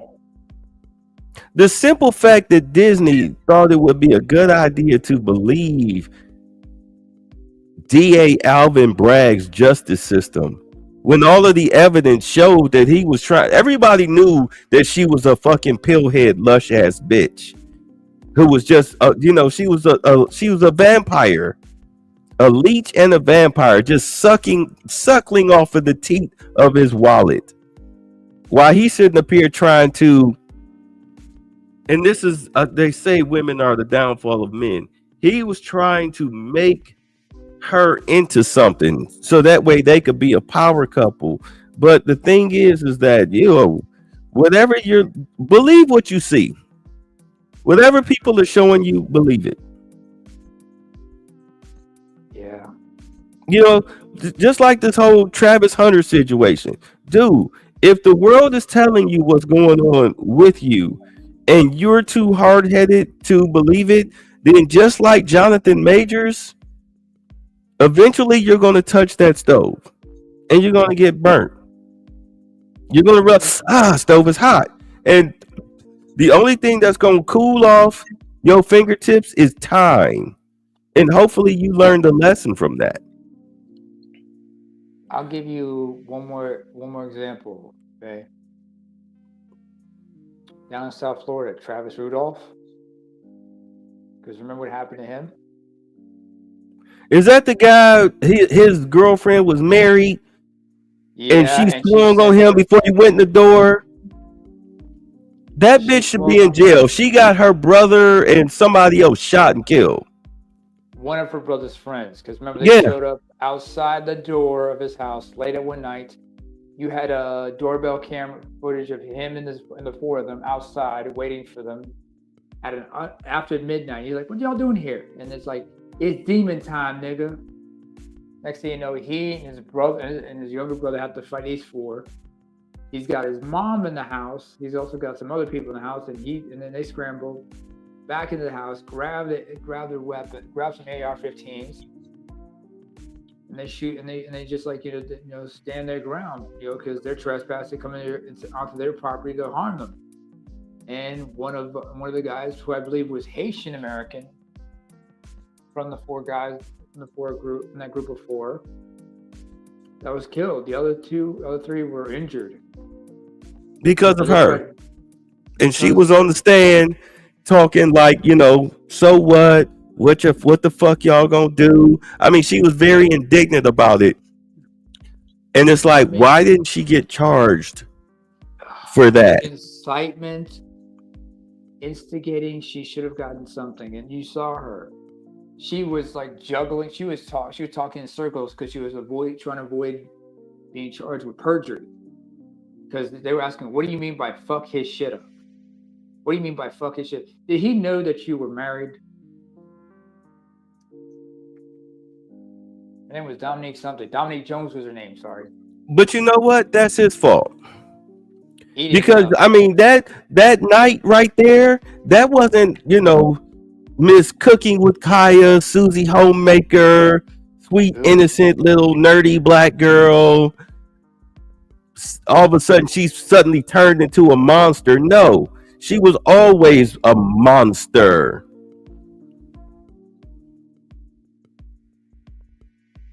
Situations like that, you can avoid them just by simply stop thinking with your dick. Just stop thinking with your dick. Stop thinking with your dick. Then you have situations where you can be in a mutually beneficial relationship, and suddenly you do something to piss her off, like try to break off the relationship. And next thing you know, you are the biggest fucking. You are Satan level 7. I mean, there's a show called Snap back in the day that came out a few years ago. You remember that show? I know it exists. They make whole TV shows out of stuff like that. What do you think? What do you think these you're not the father shows be about? Maury Povich, Steve Wilkos. Yeah, I know what you mean. These chicks literally they know you're not the father, but they pin the baby on you anyway. For attention. You go to jail for child support and shit, and it's not your kid. We talked about this a few years ago on BGS. Yeah, and she'll sit there and shrug. Oh well, like bitch, I'm about to see if my thumb can touch my fingers. It was. I'm gonna see if my thumbs can touch my fingers.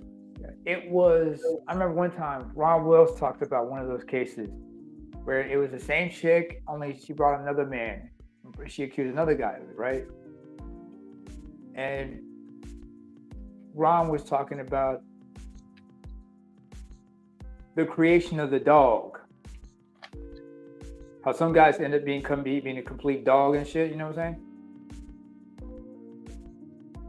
And when you saw that boy, when he found that he wasn't the father, he just looked at her in shock. And then for a minute, he just, like, the mask came off, his face kind of twitched, and you're like, oh shit.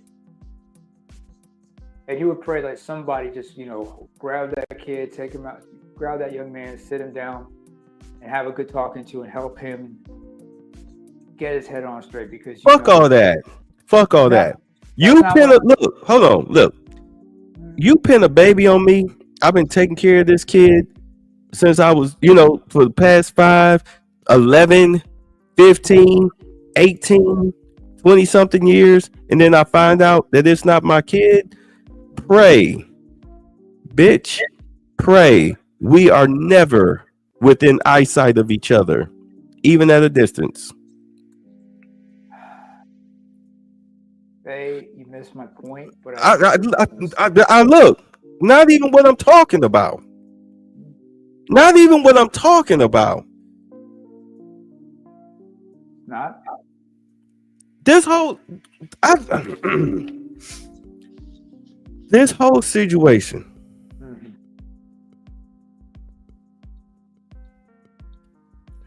Luckily, patriarchy saves lives. Because patriarchy invents science, technology, engineering, math. Patriarchy makes test tubes and beakers and chemicals and cotton swabs and plastics and preservatives and all of that shit. And it's like, okay, let me swab you. Let me swab her. All right. Oh, gee. Swab the child. Let me swab the child. No, I ain't talking about that. I'm going back to the original story. Oh. So, okay, so there's no physical evidence on her that is you. Just like with the Kobe case, the girl had 3 different types of semen. Yeah, in her underwear. She's a big fucking hoe. Did Kobe tap that ass? Yes, he did. Did he grape that ass? No, he didn't. But yet, that's what she claimed because she was afraid that her parents would find out that she fucked a naker. The king of LA nakers at that. In Colorado, a ski resort. Are you kidding me?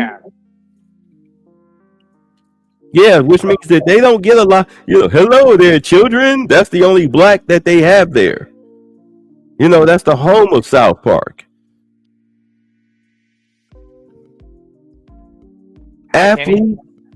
Athletes, entertainers, regular Joes, bums in an alleyway, etc. Every man faces this shit. And if it wasn't for science, technology, engineering, and math, you're already fighting an uphill battle. Imagine what it would be like without those 4 elements, especially in today's day and age. Come to my neck of the woods. I can, I mean, where I live right now, I've known a couple men who've had to relocate, and they're hometown boys, but they had to relocate because of a false accusation. Even they slept with the wrong chick. They slept with the wrong chick. Well, you know what? Mm-hmm. Look, that's what. Never mind. I don't want to say stuff like that. But the whole thing is that it's like every time you unzip in her presence, Every time you don't even have to unzip. You can just be alone together. This is why you have corporations, thanks to the Me Too movement, where like, no, if I'm in leave the door open, or my secretary will be here with us, or the partner or somebody else. I'm not going to be in a room alone with you. I'm not mentoring you. No, we're not doing any business trips. No, we're not doing none of that shit, because Mike Pence rule.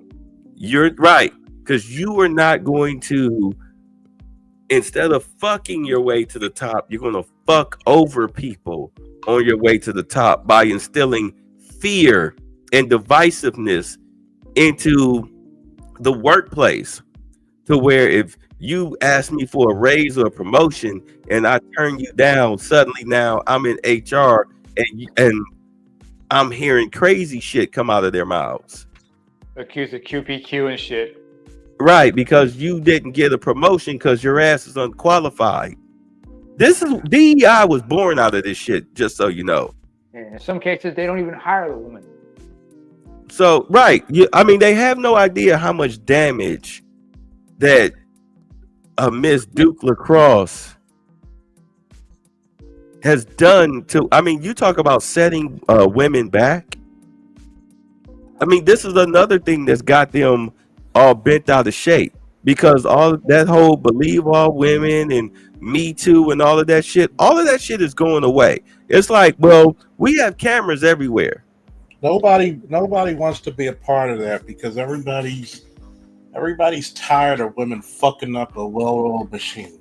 Thank you. The military, what did Hegseth say? We're getting women out of these fucking combat roles. Because how do men have cohesion? They're gonna tell dirty jokes. They're gonna be friendly. They're gonna do grab ass and all kinds of crazy shit. Mm-hmm. But guess what? That's how they show cohesion. You can't have cohesion. There's no fucking time you seen cohesion and you brought a chick there. Because now you gotta watch what you say. You gotta worry about if she can pick up her load. What are the majority of the sexual assaults in the military, male on female? What is the majority of the happenstances behind that? Alcohol. And starts with an I. What's that? Isolation. Isolation, yeah. You out in the tent somewhere. You out on maneuvers. People, and even then, let's say it's consensual. She likes one guy, but because she's hot in the ass, she lets old boy hit, or she got a boyfriend home. Because she's the only female, and what happens in a lot of these places, people don't want to talk about it. A lot of these 4s become desert 10s. Ooh. And they gonna get it by hook or crook. And guess what? They screwed a whole platoon. Get back home, people got pictures or something of her, titties free, getting cracked by everybody. And guess what she's gonna say to save her own ass? Instead of saying I'm a whore, I was violated. But she was smiling in every picture. She was holding dicks like she was twirling batons. This Don't is matter. why. Also, a group of people who are who've been severely affected by all this are actual victims. She didn't even swallow kids; she swallowed generations. Oh Lord. Oh. No, actually, he's got a point there.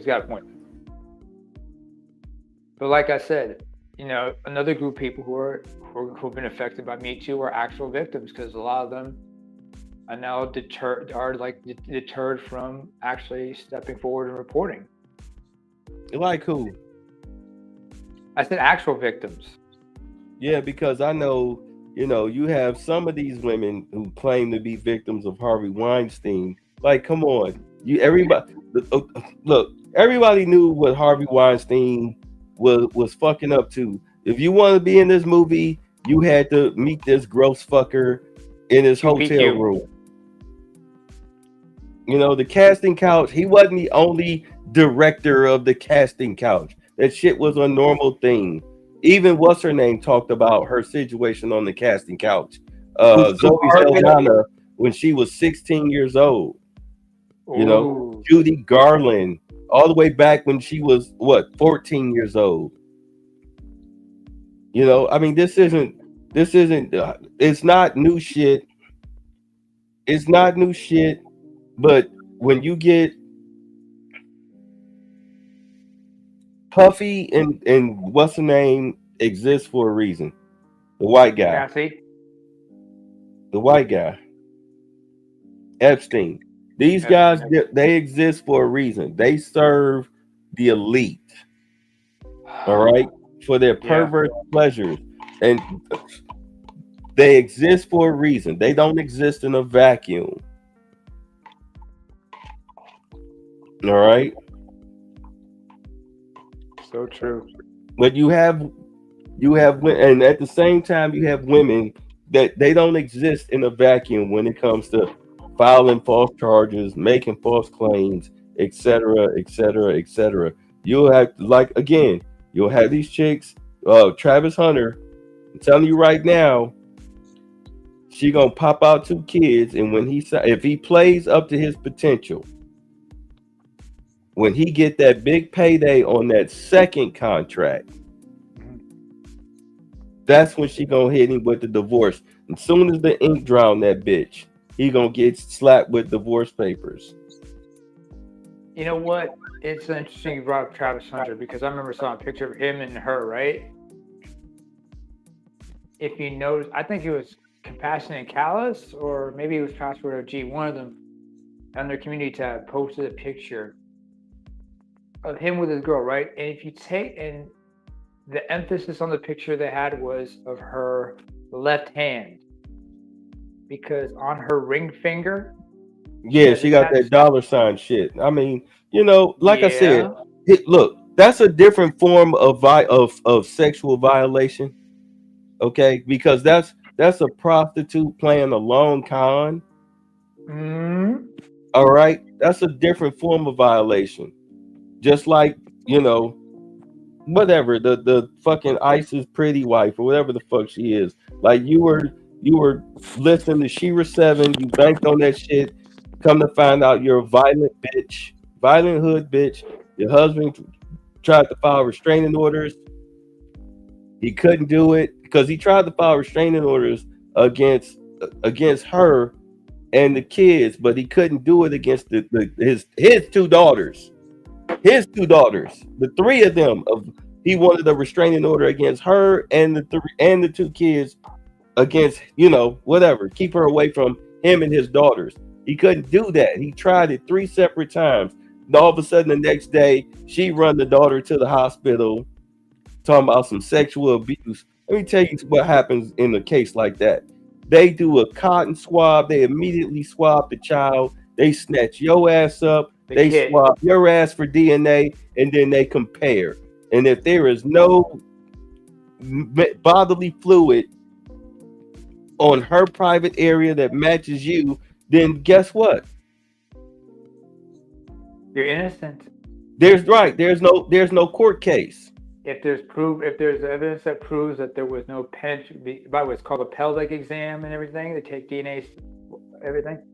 They also checked for any trauma or any scarring or anything like that, or blunt force trauma. If there's no evidence of forceful penetration, it didn't happen. If the hymen is intact, it didn't happen. He would have been arrested. I don't give a fuck what she said. This dude is just a tech guy making $120K a year. She make it seem like he the fucking, you know, the goddamn king of police and got the mayor in his back pocket and all this shit. This bitch make it sound like he's the most powerful man. Did y'all see him? You ever see a picture of him? No, but I will bring up something. I remember we talked about. Hold on. He's a geek. He's a black geek. Let me see. You got a picture? He's a black geek. He, you know, Need a haircut, passport, bro, $40 a bitch. You know, he one of them type of looking dudes. All right. Trust me, he not connected. He just a tech dude. He would have been arrested. He'd have had an arrest record. They'd arrested his ass as soon as the DNA swab come back. And what? She did the story 6 weeks after the incident happened. It's now been what? Going on week 10? It don't take that long for that shit to come back. Oh, this is recent? Okay. This was damn near 4 months ago. I didn't know. I'm just No, hearing this I'm for the first saying time. she was saying that. She said about 3 weeks ago that this happened 6 weeks ago, and I'm like, well then, bitch, where's his arrest record? It don't take that long for a DNA swab to come back on a sex crime of that magnitude. You really think they just swabbed her and then threw the shit in the freezer somewhere and say we'll get to it when we get to it? No. That's a child. Especially not so much in the case of a child. Right. That's why it bugs me, because I saw somebody was talking about this case the other day, and I'm like, I know who it was. Okay. Glasses and beard, and he's still talking like the husband is guilty, and I'm like, nigga, guilty of what? Outside of marrying a raggedy single mother, like an imbecile that's used to dating felon. She got babies by felantonios. That's what if anything, he's guilty of that. Guilty of bad decisions. Right. Ain't no man doing no crazy shit like that gonna be trying to file restraining orders and divorce papers. You want to keep your victims close, not get rid of them. Keep them isolated. I mean, I remember one time on Charles's streams, it was like over a year ago. It was what's her face, Van Zant. She was interviewing this divorced couple, and the husband had been separated from the kids because the wife accused him of abusing the girls. Now they're adults, and you see the father sitting face to face with a woman, and Yana Van Zant's with them. And the daughters, when they were old enough, admit that nothing happened. They were able to clear their father's name. And the only thing the mother said while having this look of contempt for him, she looked and said, "Why didn't you fight harder? Why didn't you fight harder?" It was meant to be dismissive when she said that. Do you understand now why I said I would see if my thumbs can touch my fingers? Are you understanding what I mean by that? I don't know if I should be even asking that question. Well, okay, this is what you do. Clasp your fingers together, not fully, but just like halfway. You see how your thumbs can touch your fingers? You see how your thumbs can touch your fingers? Mm-hmm. Yeah, I would see if my thumbs can touch my fingers. Oh. How dare you? How I'm dare not you? slow, but there's You certain phrases will what? At best, at worst, at best for you, you'll be talking differently. You'll sound like a man. You'll sound like that chick on Pop the Balloon. That would be your best outcome for you. Sound like Kathleen Turner in her later years. Like, how dare you?